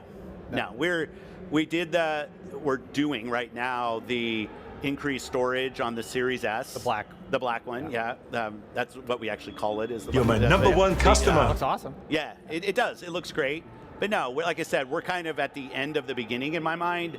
So I think we need to let devs settle on this hardware and get the most out of it. But in terms of increased frame rate, increased resolution, I just look at what goes on PC with the high-end GPUs, high-end CPUs. And it's not always just about pixel count or frame resolution. I think there's lighting techniques. There's a bunch of things that go into what makes a game look and feel great. And we have a ton of headroom as an industry there. The Baldur's Gate 3 team brought up some issues with Xbox Series S and split screen getting it to work properly. I know the Forts team announced that it You're my won't number launch one split customer. screen, I believe. Local split screen, yeah, split screen, yeah. Local split screen. So or even online split screen, yeah. Is there some future where you allow developers just to launch on the Series X versus S? Because there's the parity clause right now, and I'm curious, will that ever be loosened up a bit? I want to decouple these issues a little bit. Yeah. The decision to do split screen or not is a creative decision, a dev decision. So if we think about like Forza, it has nothing to do with any kind of hardware thing on S and X. He's lying. He's lying. Phil. I can go directly to Blacknets. Yo, he's lying. Again, it's not technical issues. Then where is performance mode for Hellblade 2 on the Series S? Why are you allowing creative decision on booster, the white one or the black one? I can go directly to Blacknets. How is a creative vision to have a performance mode on the X but not on the S? This is the guy who woke up on the right side of the bed's vision, and this one's the left side. It's a technical limitation. What do you mean split screen? The hardware? It's not a hardware thing. You are bullshitting. Let's hear you. Forza has nothing to do with any kind of hardware thing on S and X. Just where they wanted to focus their time. We obviously see the data in terms of how many people play local co-op for games. I love local co-op. Shout out to Vampire Survivors that just launched it. Fantastic. But there's also just let's go where the play is in terms of where we're going to focus our dev resources. Now he took away. Split screen. Well, nobody even really uses it. Oh my, this guy is listen. This is ridiculous. This is just blasphemy. This is not even like executives talking executive boring shit. These are blatant lies to what he's saying about technical limitations. Dude, they are technical limitations. It's not creative vision. You called 30 frames on Starfield creative vision when it launched, but then all of a sudden there's a 60 frame per second patch. What happened? They changed their vision. Todd Howard took a shit and goes, you know what? I want to do a 60 frames today. My vision changed. I took such a hard shit, my eyes went crossed. I can go directly to Blacknets. Come on, man. There are inherent problems. And because he is so, and he'll tell you why. In the next minute, you'll hear why he's letting people suffer with the S. He's telling people to suffer and deal with no performance mode. Because it's not just that. And the fact that you made the X, which was capable of running Hellblade at 60 frames, wait over a year to get that patch as it's running on the PS5, which the PS5 is weaker than the Series X, teraflop-wise. The PS5 is weaker than the Series X, and you made them wait just as long. The PlayStation 5 didn't allow the Series X to have 60 frames. No. It was the Series X. The S is the one who held back the X. They could not have their Xbox X console compete performance-wise, not only just because of infrastructure, but because they had to make sure it works on the S. And they got to be feature for feature. You're my number one customer. And this is ridiculous that he's sitting there going, it's creative vision. And it's not, because if it was creative vision, we wouldn't be getting 60 frames in Starfield. We wouldn't be getting 60 frames in Hellblade after the fact. We wouldn't be getting 60 frames in Redfall after the fact. If it was a creative vision, then it would be creative. Like, they won't add the modes later. If they like, this game belongs on 30 frames, that's my vision, creative vision, then that's where it should be, right? If it's a creative decision. Now, if it's a technical problem, #1 customer. just like they don't have the resourcing or the time to get it done, that's the problem. And it's been the problem because we go look, and I'm not going to leave this video yet, but we look at what's skipping Xbox and what we've had seen skip Xbox, and it's all about time. It's about time and optimization, and the install base is so low, it's not worth the time. But he is blatantly lying about this thing and just saying blatantly, no, we don't need a mid-gen refresh. And now you're sitting here seeing the performance differences with Cyberpunk versus the Xbox, and you're like, whoa, craziness. I'll show you those as well and go back to why he says no. And now we'll listen to why he wants that S there. And the reason why the S held back this generation, and I'm going to tell you, when we go back and look at history, we're going to see how the Xbox Series S was the accelerator to their downfall because it muddied the water. It already deterred development, and it made PlayStation and other people get games exclusively just because Xbox was a pain in the ass. And they missed out on marketing of Baldur's Gate, of Wukong, of all these games, and even now the other games that are just skipping Xbox because it's not worth the time. Because they made it so convoluted and didn't do what the PlayStation 4 did. Listen to the devs. Do what the devs want. Instead, he did what Satya and Microsoft want. And that's not to make a great console. That's just to try to shove some sort of AI and cloud up your ass and some service. The games just happen to be there. Let me get to these super chats, and then we'll hear a reason why Phil Spencer is doubling down on the Series S. He goes, and yeah, oh, and shout out to Thrifty, also known as Aggressively Average Gamer with the 5. You didn't have to do that, man. Yo, appreciate having you on. He goes, thank you for having me on. I have to go. Let's get to that goal. Yo, I appreciate it, Thrifty. Thank you so much, man. You're going to make me get DJ Grindhouse after this. We're going to be DJ Grindhouse. SN Kev with the 2. He goes, Helldivers 2 is going to a blurry mess on the Series S. And that's another thing. How low does your resolution go to get performance mode? Obviously, it's too low because they're not doing it. Twisted Sin with the 2. Tell me lies. Tell me sweet little lies. Dude, he's lying. Like, he's just done. Michael Meridian with the 5. He goes, this is the interview. He threw Laren Studios under the bus for not getting split screen to work. Exactly. Yeah. It's a creative decision. He did. This is the interview. At Gamescom. He went to Gamescom last year. Or whatever he did. Last year, 2 years ago. And threw him under the bus. Yeah, Dusty was still at IGN. He was still having his dream job. Noticed. Yeah, no, we could do another video on that one. But notice how Dusty been. He quit for his dream job at IGN. How many interviews did he get with devs and all this inside knowledge? Phil Spencer came on once. And Dusty Bin now is fighting with David Jaffe. Oh, that's a fun story. That's another story. But let's see the reason why Phil Spencer won't let go of the Series S.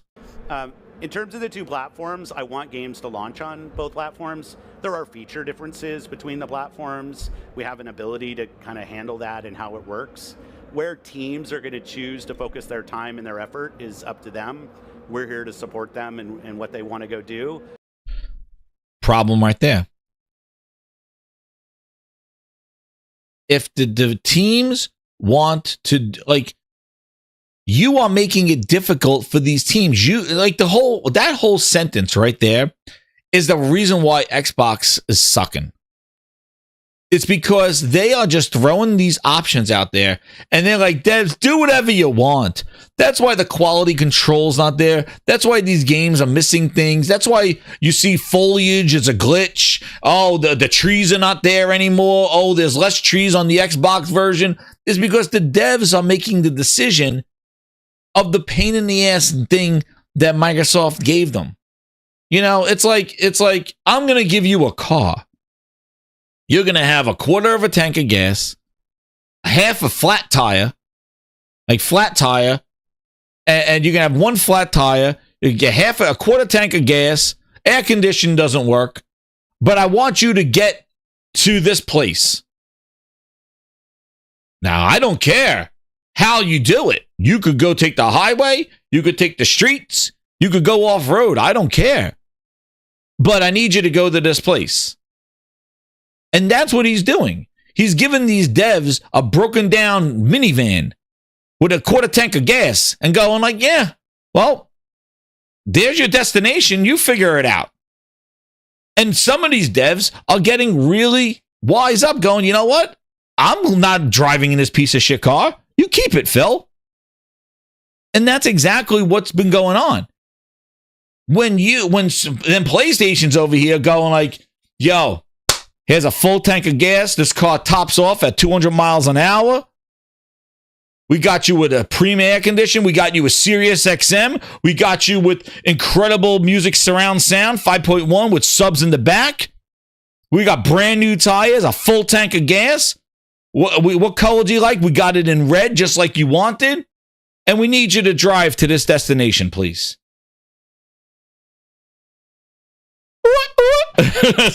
Like, that's PlayStation to the devs. Setting them up in a beautiful car, full tank. Yo, it's going to be a smooth autopilot. Let it drive for you, the Sony car. And the devs are like, wow, don't mind if I do. Phil Spencer giving them a PHILNESS van. Todd Howard can't drive this evening. We'll have a quarter tank of gas, no roof. Fred Flintstone style, no shoes. That's right. You're Aaron Brown with the customer. 2. He goes Xbox Minivan ET edition. That's exactly. Go find it. But that's what he's doing. And to your developers, it should be a highway, man. You should be giving them the best opportunities for them to express their art. No barriers. But you said right here, you say, let them do whatever they want. I want it on both platforms. Deal with it. Well, now you don't have the leverage or install base, Phil, to make those ultimatums. You are the bottom of the barrel. You are third. You suck. Your consoles are not selling. You overpriced them. Nobody's buying them. Nobody buys the games on them because you gave them Game Pass. You are the lowest leverage at all. You have no balls. I have an exciting life now. Breakfast to go. You're going to love my nuts. Watch this. You can do everything. To make devs deal with your bullshit. They have no leverage. Microsoft and Xbox have no leverage. They're the last service. They're the last console. They're the lowest install base, and the third parties don't sell. You are in no position to force people to develop for 2 consoles. 1 week is shit that holds everybody back. So they're just willing to skip your entire platform because you have no leverage. If you were in first and you were like Sony or Nintendo and riding high, just like with the 360, when you had a hard drive and no hard drive, developers learned to deal with it because you were in the lead. So if you decide, they're like, hey, it's the most selling console, it's the most permeated one out there, we got to deal with the bullshit to get it through. We got to deal with the proprietary this and the proprietary that because they're in the lead. You are nowhere near the lead and you have no leverage. And that's why people are just skipping you entirely because they don't need you at all, and you're not worth the squeeze. But to Phil, he wants them to deal with the bullshit because of Microsoft and Satya. Get ready. We want to make sure that games, when they're launching on competitive platforms, are also launching on Xbox. So we're going to learn from this experience as well, because we don't love that.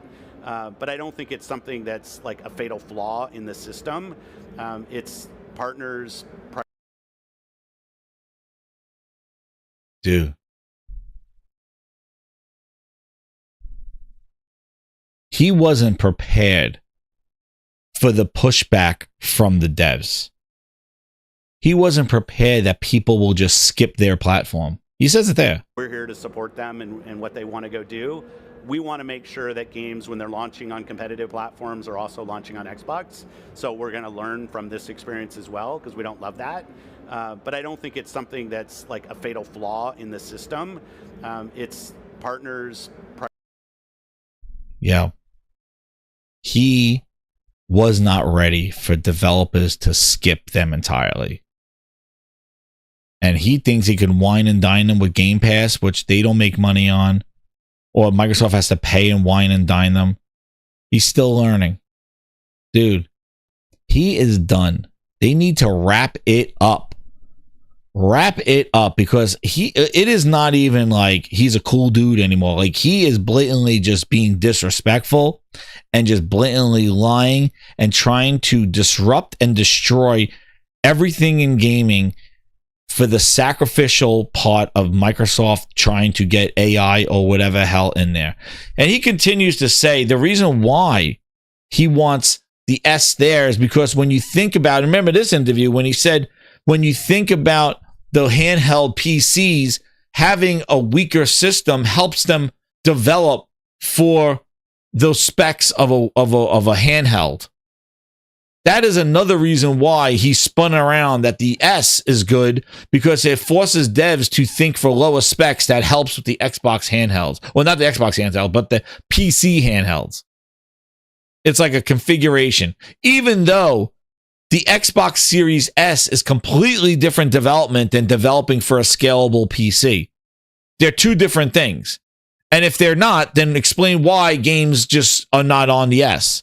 And why there's performance modes on the lowest. I could get 60 frames on my ROG Ally X, but I couldn't get 60 frames on a Series S.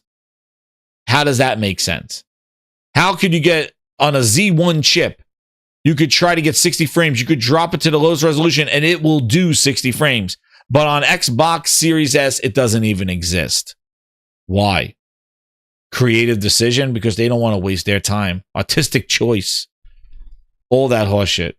Well, Phil, you don't like that? You're going to learn? Xbox has... Let's see. Is accessible to more people, and we think the price point of the console is a pretty important part of that. Yeah, I love that.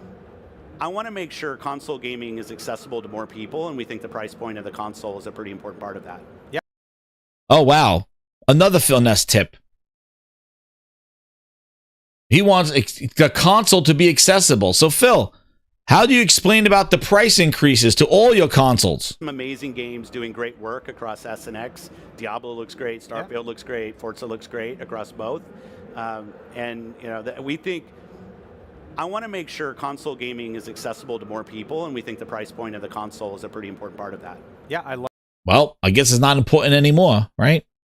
Love the Series S, but there's been that conversation going around, so I wanted to ask you about it. Bit of a tough sell for a lot of executives. Xbox version back and forth. Yeah, got it. Yeah, hopefully with cross save, so I can play my. So, what else do we have? Game Pass does seem to be a bit of a tough sell for a lot of executives, I guess you call them. Kotick was one of those people that testified to it being a tough sell for him to bring Call of Duty to Game Pass. After closing, how are you going to breach that sort of ideological difference between you both? Well, there's a different person making the decisions. That's one thing. On Game Pass. That means Kodak is out, which he was, and Satya said, we're going to put it in Game Pass. It's not necessarily true that every game looks at Game Pass and says, that's the opportunity for me. Like, if you're a massively successful AAA franchise that has double-digit million marketing budget to go drive awareness and discovery of your game day one, and that's part of your model, I totally understand why you wouldn't window your game day one into a subscription. I got no issue with that. Like, we do it as a first party because we're trying to grow the subscription and we're looking at the overall health of the subscription as an outcome. We love that. We see it grow on console, more growth on PC definitely now, which has been awesome, especially sitting here in Germany. We think about all the PC players here. Wow, let's see. How long have we been growing, Phil? A year ago. Wow. Considering they're severing everybody right now, man, they must be growing real good.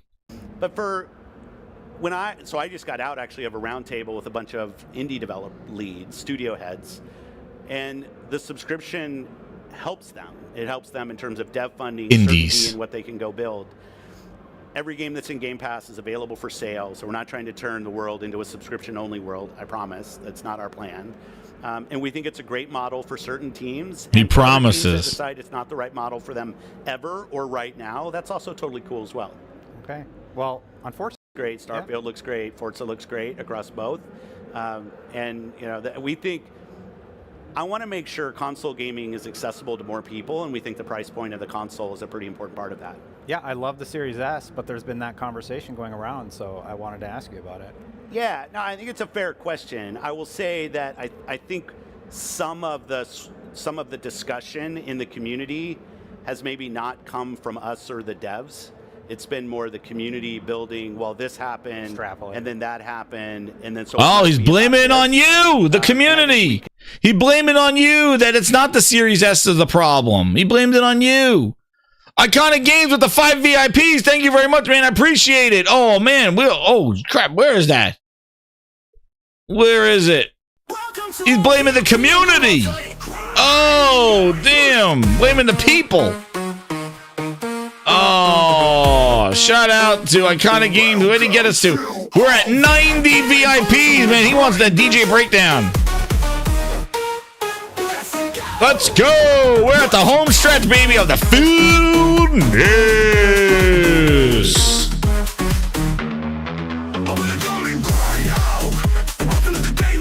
Thank you, man. Appreciate it.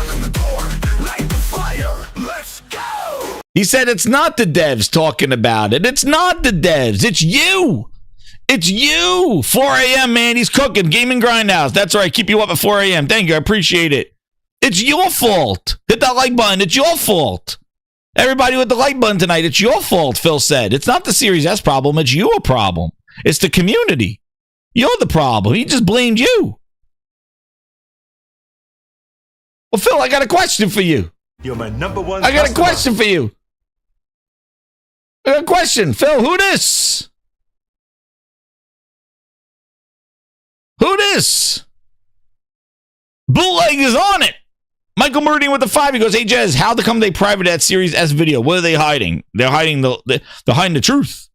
Because they lied out their ass in that Series S video. They just said it was going to be a resolution drop, not a feature difference. They just said it's going to be the same thing. It's just going to be a little bit of resolution drop. Well, what happened was that it was so low of a resolution, people stopped making modes for it.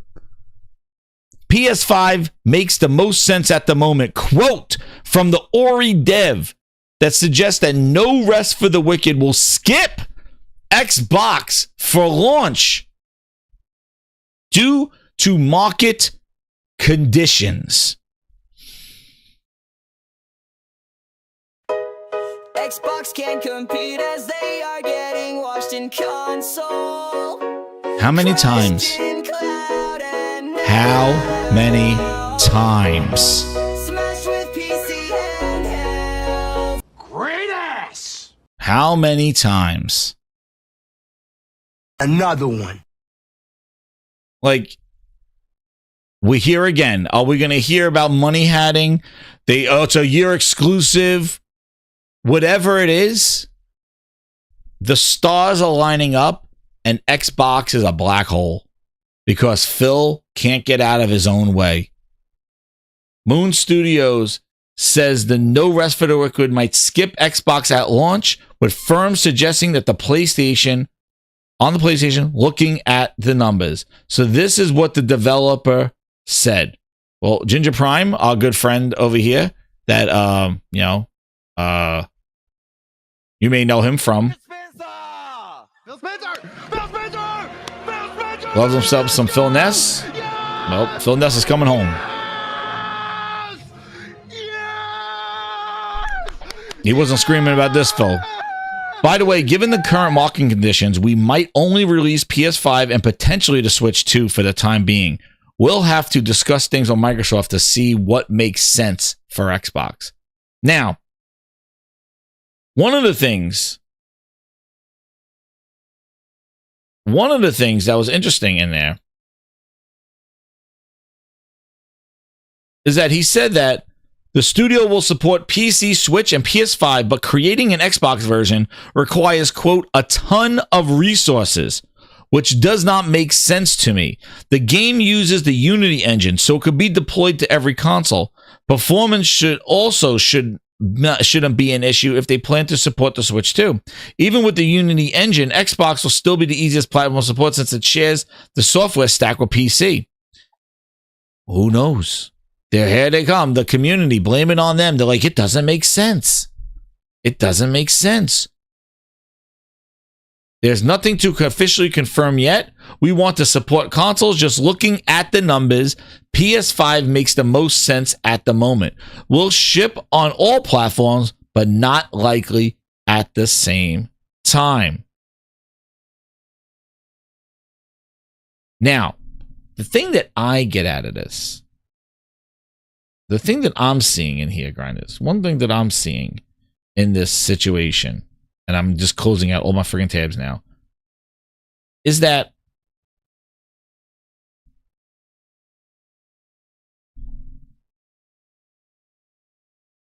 what do they mean we need to discuss with Microsoft to see what makes sense for Xbox? And this takes me into who is sitting around waiting for a quote-unquote next-gen Xbox, waiting for Phil to pull another piece of hardware. This is our Xbox console. This thing is getting skipped. The market conditions. This thing is getting skipped because it doesn't have the install base. How many times do we need to understand that the console is a vicious cycle with console sales, install base, and developer time and money? If those things match up, if you have enough install base and you are a developer, it's worth the time and effort to get that game to work on the highest install base. Remember, 10 million wins the generation or whatever like that. The install base of Xbox is so low, and their message of what the next Xbox is so confusing. I wouldn't be surprised if this doesn't happen on more devs, especially if they're going to prioritize PlayStation 5 and Switch and go, hey, if we now put our game on your platform in the next 2 years, what is an Xbox? Because this sounds exactly like the marketing is getting ahead of them. This is an Xbox sounds like, hey, I'm not going to waste my devs' time on the Series S and X if you're planning to just go PC, because I'll just put it on PC. So I'm not going to spend my developer time to make for a console that does not have a future. And we don't even know where those games are going to be. This is where this is an Xbox and our future is PC is biting them in the ass. And then having the S there, that complicates things, that makes it much more challenging to develop for, makes it even more of a hard sell. Because now it's like, wait, I got the S to deal with, and I don't know if the Xbox is going to have a future. I don't know if PC is the future because I'm putting it on Steam, so therefore I'm fine. I don't need to spend and waste time. I got the 50 people here. I don't need to waste their time developing for an X and dealing with the shit of the S and waste time if in the next 2 years we may be talking about Windows PC. And this is the problem. Just like they're asking for dev kits. Well, is the dev kit for the ROG? No, it's just a PC. The message is so confusing. And what's crazy is they're not only confusing the customer, this messaging and marketing from Microsoft is killing the devs. It's affecting the devs. Because this makes no sense. Because people looked at it and said, oh, it's the S. It's resources. I'm looking at it. See you, Twisted Sin. Thank you, man. Hit that like button on the way out. Thank you again. Number one, he's in there right there. We have to discuss things with Microsoft to see what makes sense for Xbox. What do you mean what makes sense? What makes sense? What, there's a question. If what the only thing that they would need to clear up is like, are you making another console? Are you like what's going on? Because I'm not going to spend a year or two to try to develop for a console that has no future if Windows PC is your future. Because I'm going to deal with the PS5 right now, PC, the biggest markets, Steam and PS5, I'm done, and then the Switch 2, and then we'll deal with your console in another couple years. Where you going to be? Where are you, Xbox? Hey, Ron, where are you? Where that box is in the name of our brand. Where are you? You know where they are. I have an exciting life now. Breakfast to go. You're gonna love my nuts. Watch this. You can do everything. It's confusing. It takes resourcing, and they don't want to waste it. And now, what happens? While they sort it out with marketing, bad sales, bad install base, what happens to the gamer? What happens to the gamer? What do they get? You know what the Xbox console guy gets? You know what they get? They get what they always been getting this generation. Skip. Go for son. Skip. Yeah. But skip. Where you go? Skip. We skip. Simple as that. And the gamer gets skipped because Microsoft can't get their messaging out of their own way. Is this the community interpreting this? Is this our fault, Phil? When it comes to the end of it all, when it comes to the fact is that whatever you are doing, whether it's your marketing, whether it's your Windows PC handheld, whether it's your subscriptions, whether it's Game Pass, go back in the day, whether it's the difficulty of the Series S, whether it's you forcing people to develop on both of them, whatever it is, or a combination of them all, the one thing it's guaranteeing is that you are not getting the games the same as your other platforms. And you are getting skipped. So whatever is the reasoning for it, I think it's multiple things. I think it's all of it.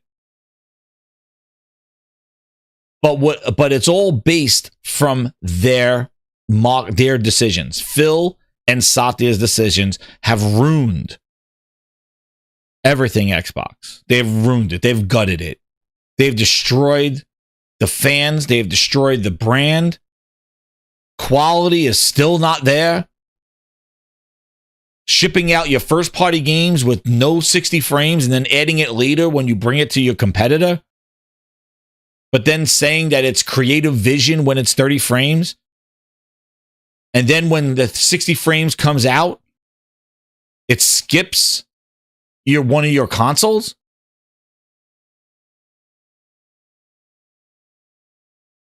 And now we're seeing the difference.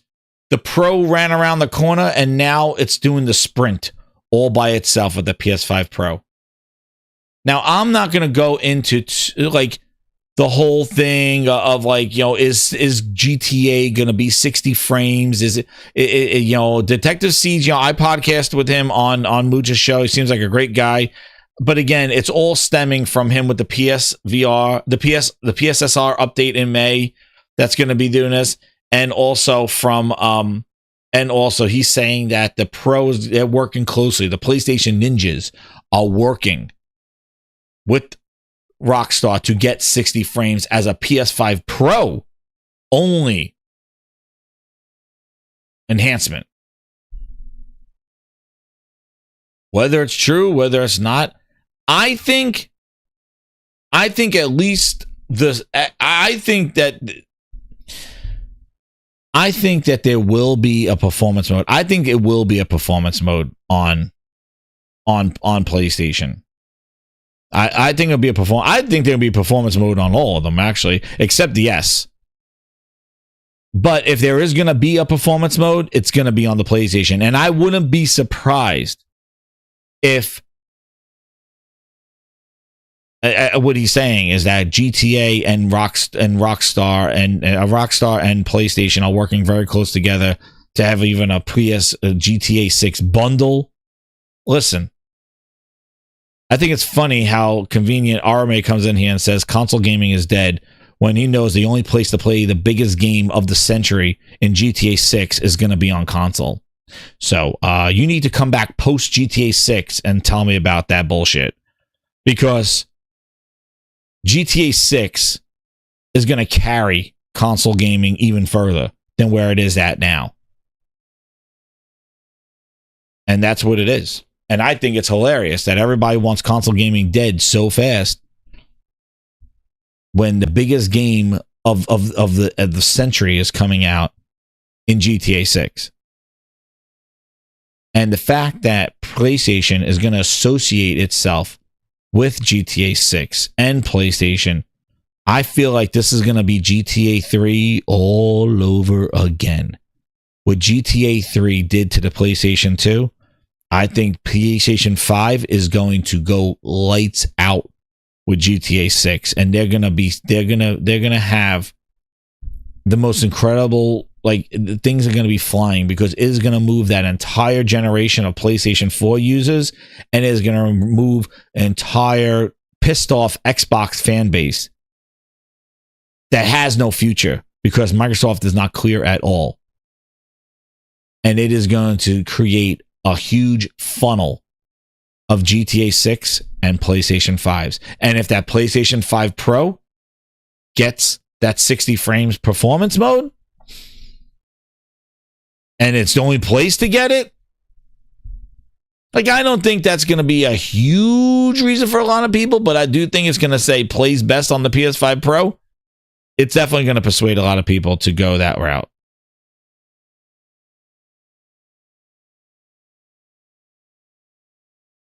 It is going to.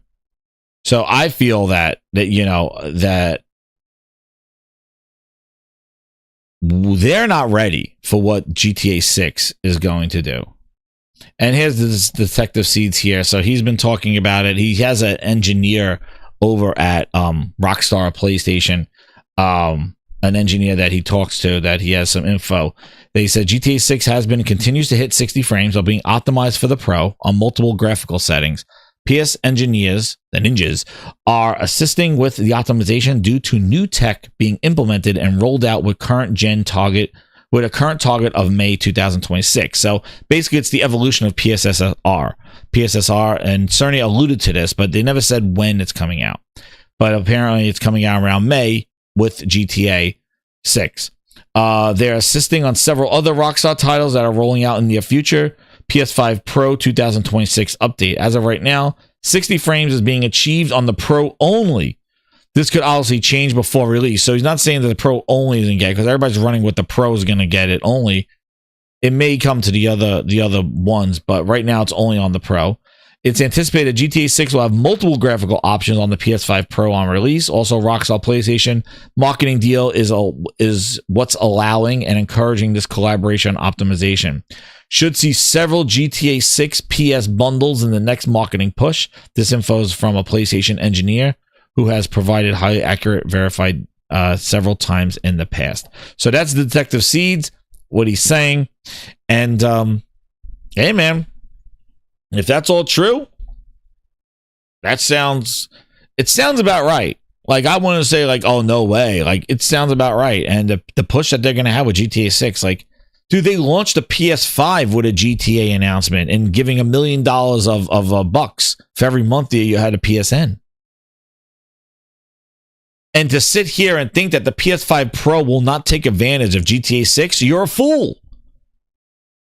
Because it will. And the Pro, I said this last year when the Pro came out, and Scoop has it. GTA 6, Wolverine, Phantom Blade Zero, Wu Chang Fallen, Feathers, Saros, Intergalactic. All of those games and more will be better on the PS5 Pro. I said this last year that the Pro is going to be the gift that keeps on giving. The value, the differences, the need for mid-gen refresh is going to show more and more. As, what do you think? See, this is the problem that a lot of people have. They just want to come out, poo-poo on something and move on and go, it's never gonna happen. And what I said was, when that Pro comes out, people are like, oh, it's not worth it.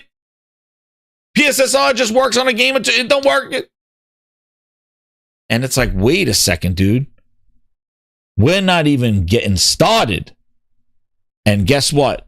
More and more games coming out, showing the differences, showing the better performance, the better. And people are like, well, it's more expensive. It's like, dude, you lost that thing when Microsoft increased their prices. The actual Pro is cheaper than a Series X at 2 terabytes. You want to compare 2 terabytes to 2 terabytes, it's actually cheaper and giving you better performance. Like, it's going to continue. It's not going to stop. And every game, the biggest games of the year, will run better just because the Pro. And I said it's going to be a thorn in their side. I said this all. You go back and listen to a year ago when the Pro was announced. I said it is going to be a thorn in the Xbox camp side if they don't have a mid-gen refresh or anything to go on. Because the Pro, game after game after game after update after game after game, the biggest games, the smallest games, games that just skip Xbox because of the install base, games that just get an update are going to be better. They're going to run better, look better, and play better. And you're going to be sitting there going, Phil, what do we do, Phil? Sir, do we get the win this time? And then you got your own studio skipping features and capabilities of the Series S. Like, it's not even. It is not even third party. It's your own. Your own studios. And Shad Lucci, he sent this to me last week. But this is what you're looking at. PlayStation 5 and PS5 Professional. This seems to be running at a dynamic 1440p.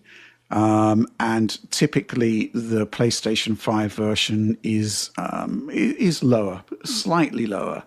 I'm just bringing up some of the pixel counts that Tom did here. But typically, I think, the lowest that he picked up was 1200p. And in all cases, the PlayStation 5 Professional is at 1440p. So you can see here that there is actual higher resolution, on the higher Pro frame side, rate. right? We're actually seeing a palpable increase to performance. You can actually see, upwards in some cases, we're hitting kind of 40% of extra performance there versus the PlayStation 5, which isn't really going far beyond the 60 FPS limit it previously had. So I guess we should just kick off by looking at and tell me why we didn't need a mid-gen refresh, Phil. Phil came right out there and said, no, mid-gen refresh. He said your Series X is your mid-gen refresh. That's what he said. He said your Series X was your mid-gen refresh. That's what he said.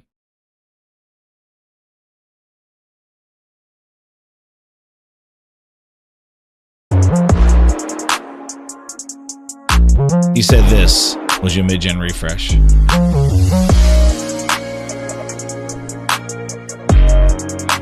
$80 frames, 60 frames, 70 frames. He said.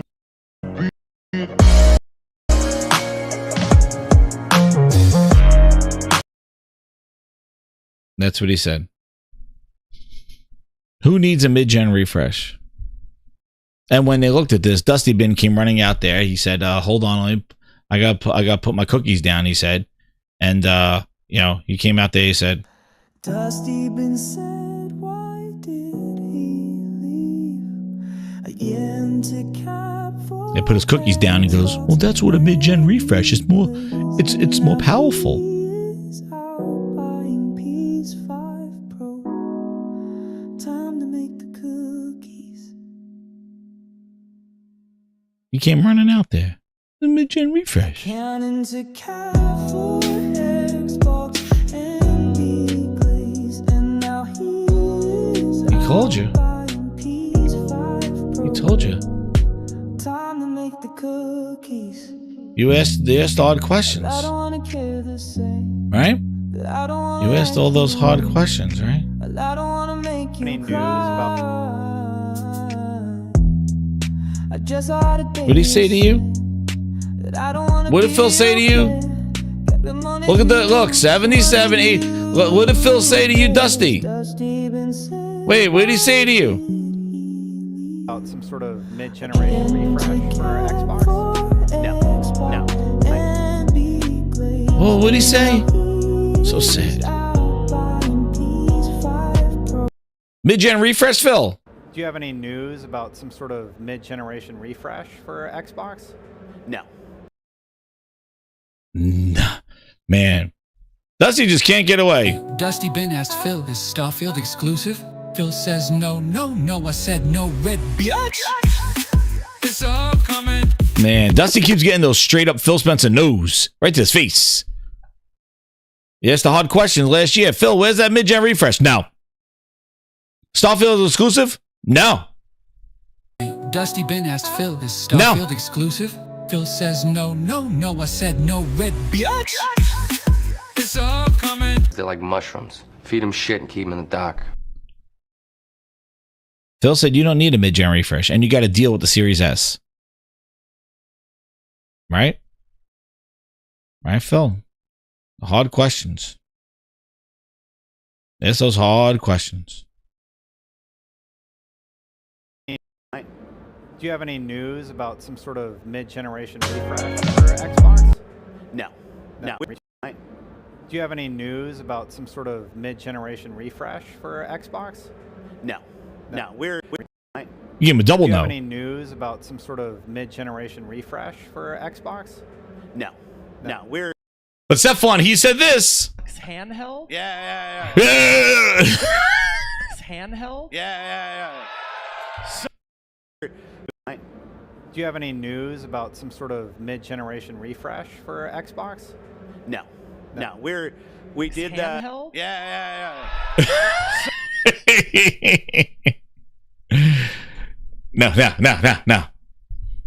So, but it's artist vision. It's creative vision. There you go, Phil. Is this creative vision again?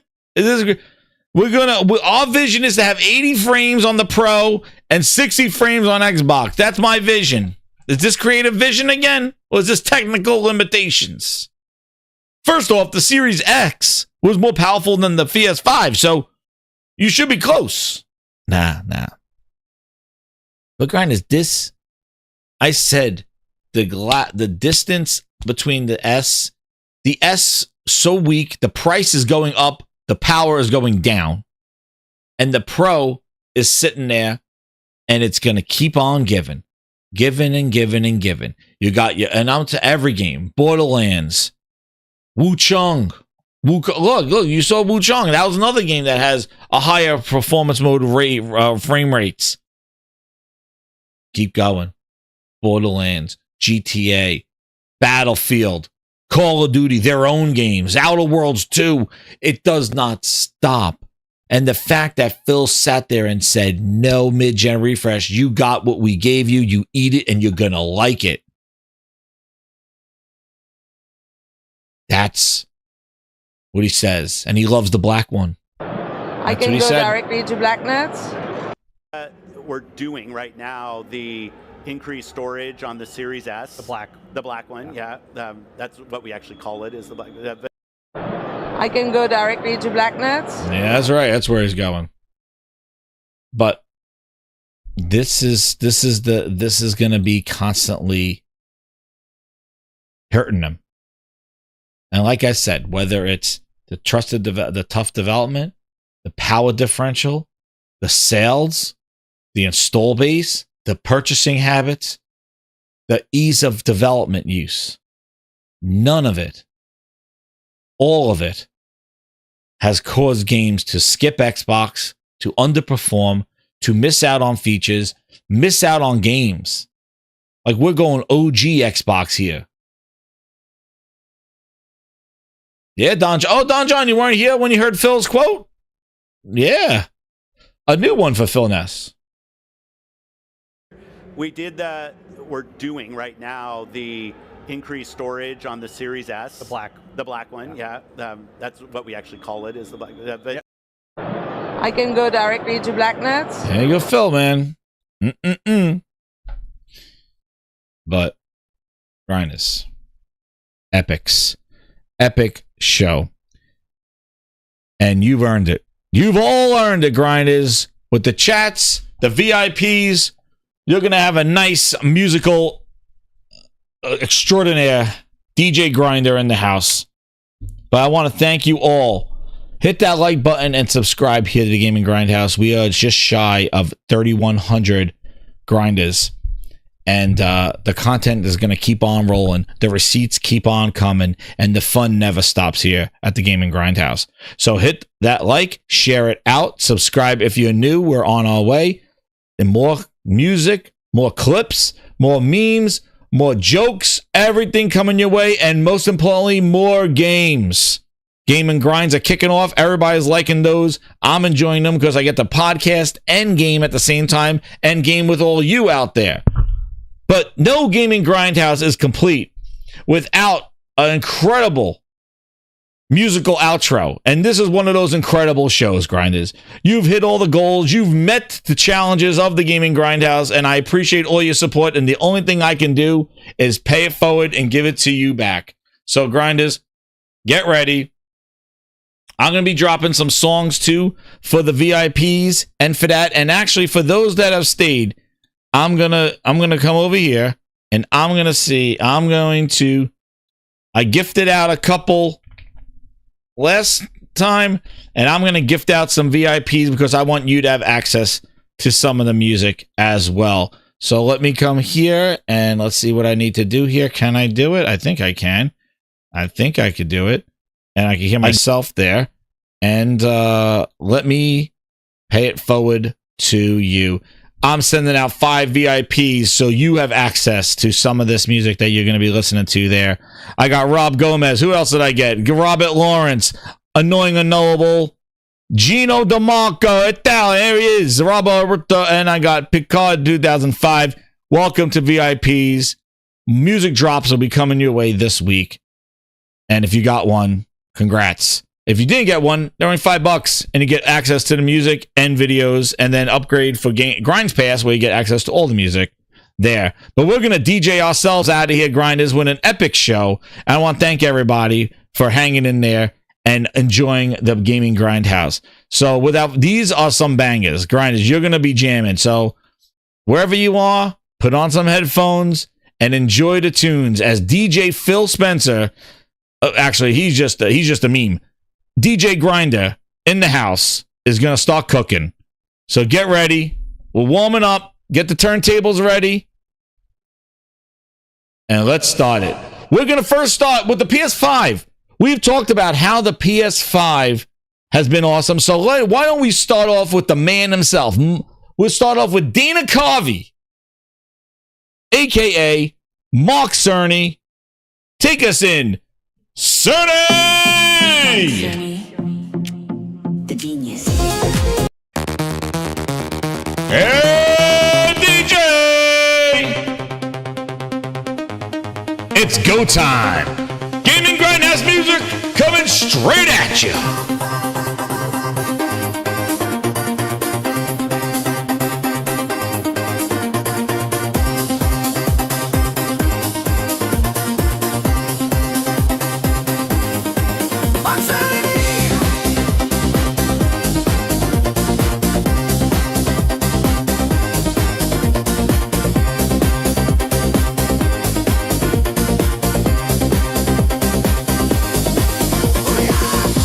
The tech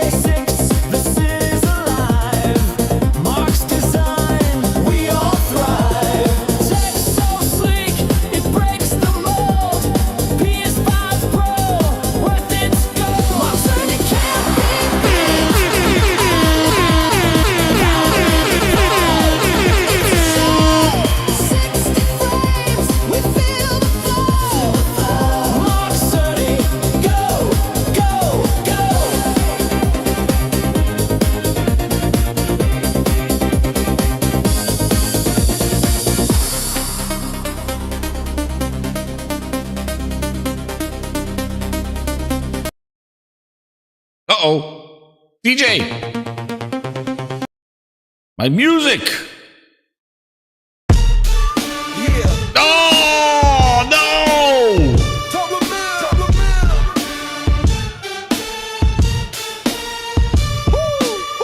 Pixel dreams turn vapor, they fumble the spark.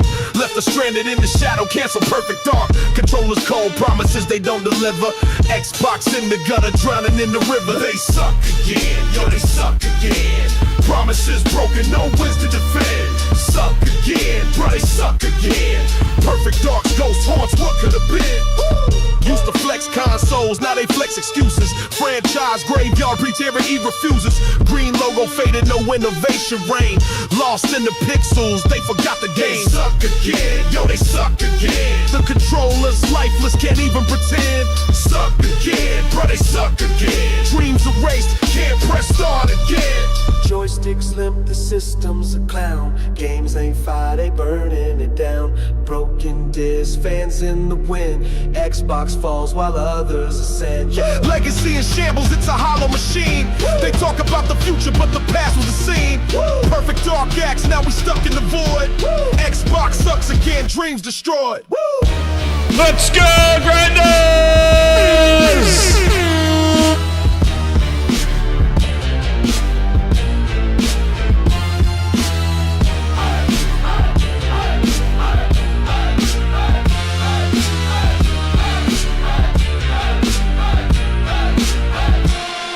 Shout out to Stephen Leon, the 10 VIPs! DJ Grind is coming straight at you!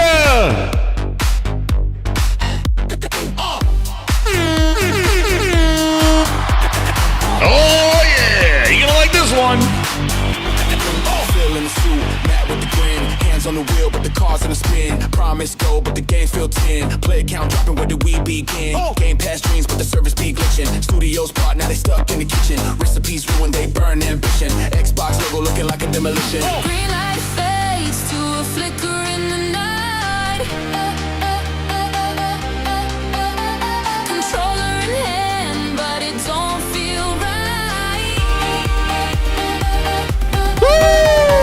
Feeling mad, they fumbled the plot. Xbox on fire is the hottest snot. Promises tall, but the tower just flops. Dancing on the ruins of the corner drop. Feeling mad, they photo reply. Xbox on fire is the hottest snot. Promises tall, but the tower just flops. Dancing on the ruins of the console that dry. Halo Infinite, more like Halo Delay.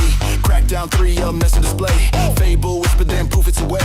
Dreams of exclusives, they led us astray. Starfield grounded, it ain't hit the skies. Fans in the forums with digital cries. Red falls a crawl, couldn't even rise. Xbox 6X feeding us lies.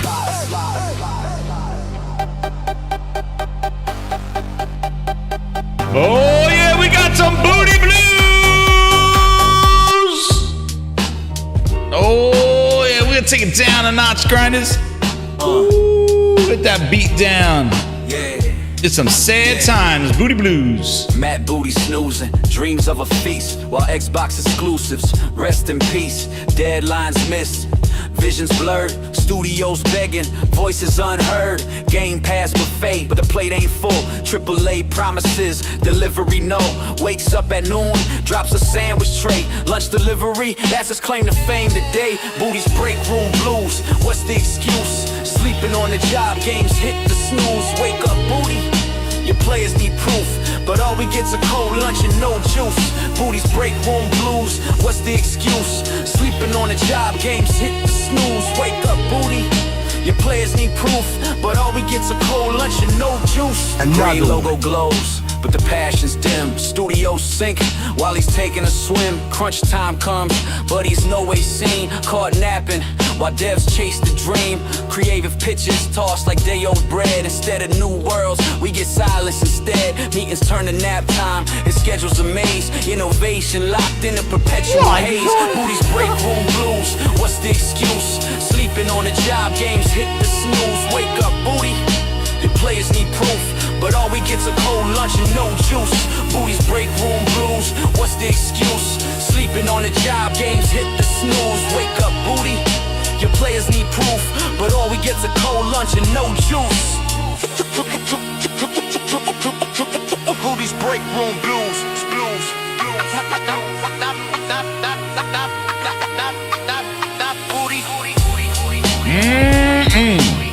We got one more grinders. Hit that like button. Shout out to Stephen Leone. He got you another song.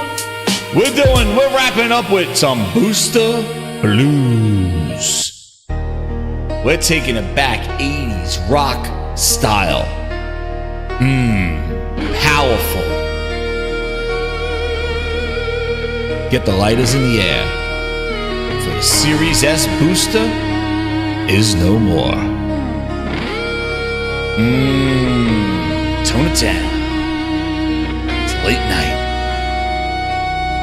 Plastic shell so wide it gleams, a fading echo of old dreams. You call it sleek, I call it thin. What's the game when no one wins? Gaming Grindhouse music. Feels packing up the pieces, chasing shadows, chasing sticks. Hands in the air! Booster blues, it's falling fast. No one wants what's built to last. Ticking clocks, the future's near. Xbox fades, the end is clear. It's over. Cut it off, Phil. Ends it now. Digital dust on the dashboard screen. Empty downloads where hope has been. They're whispering of greener past. Phil's eyes on PC moving fast. No! No! Has been once what's built to last. Ticking clocks, the future's near. Xbox fades, the end is clear. Time's a thief, it doesn't wait. Hardware dreams now second rate.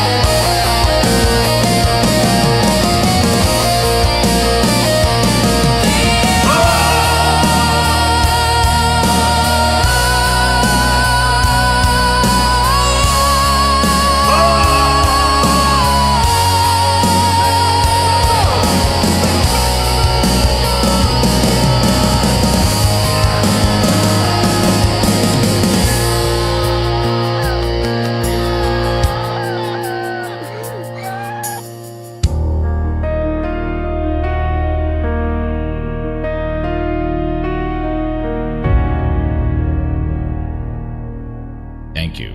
Thank you, Grindhouse. Hope you enjoy those music. Gaming Grindhouse music coming your way. You earned it. Thank you again for all your support here at the Gaming Grindhouse. Hit that subscribe button on our way to 3,100. Hit that like. And stay tuned for the next wild show coming your way. Gaming Grindhouse music. We out. Sorry.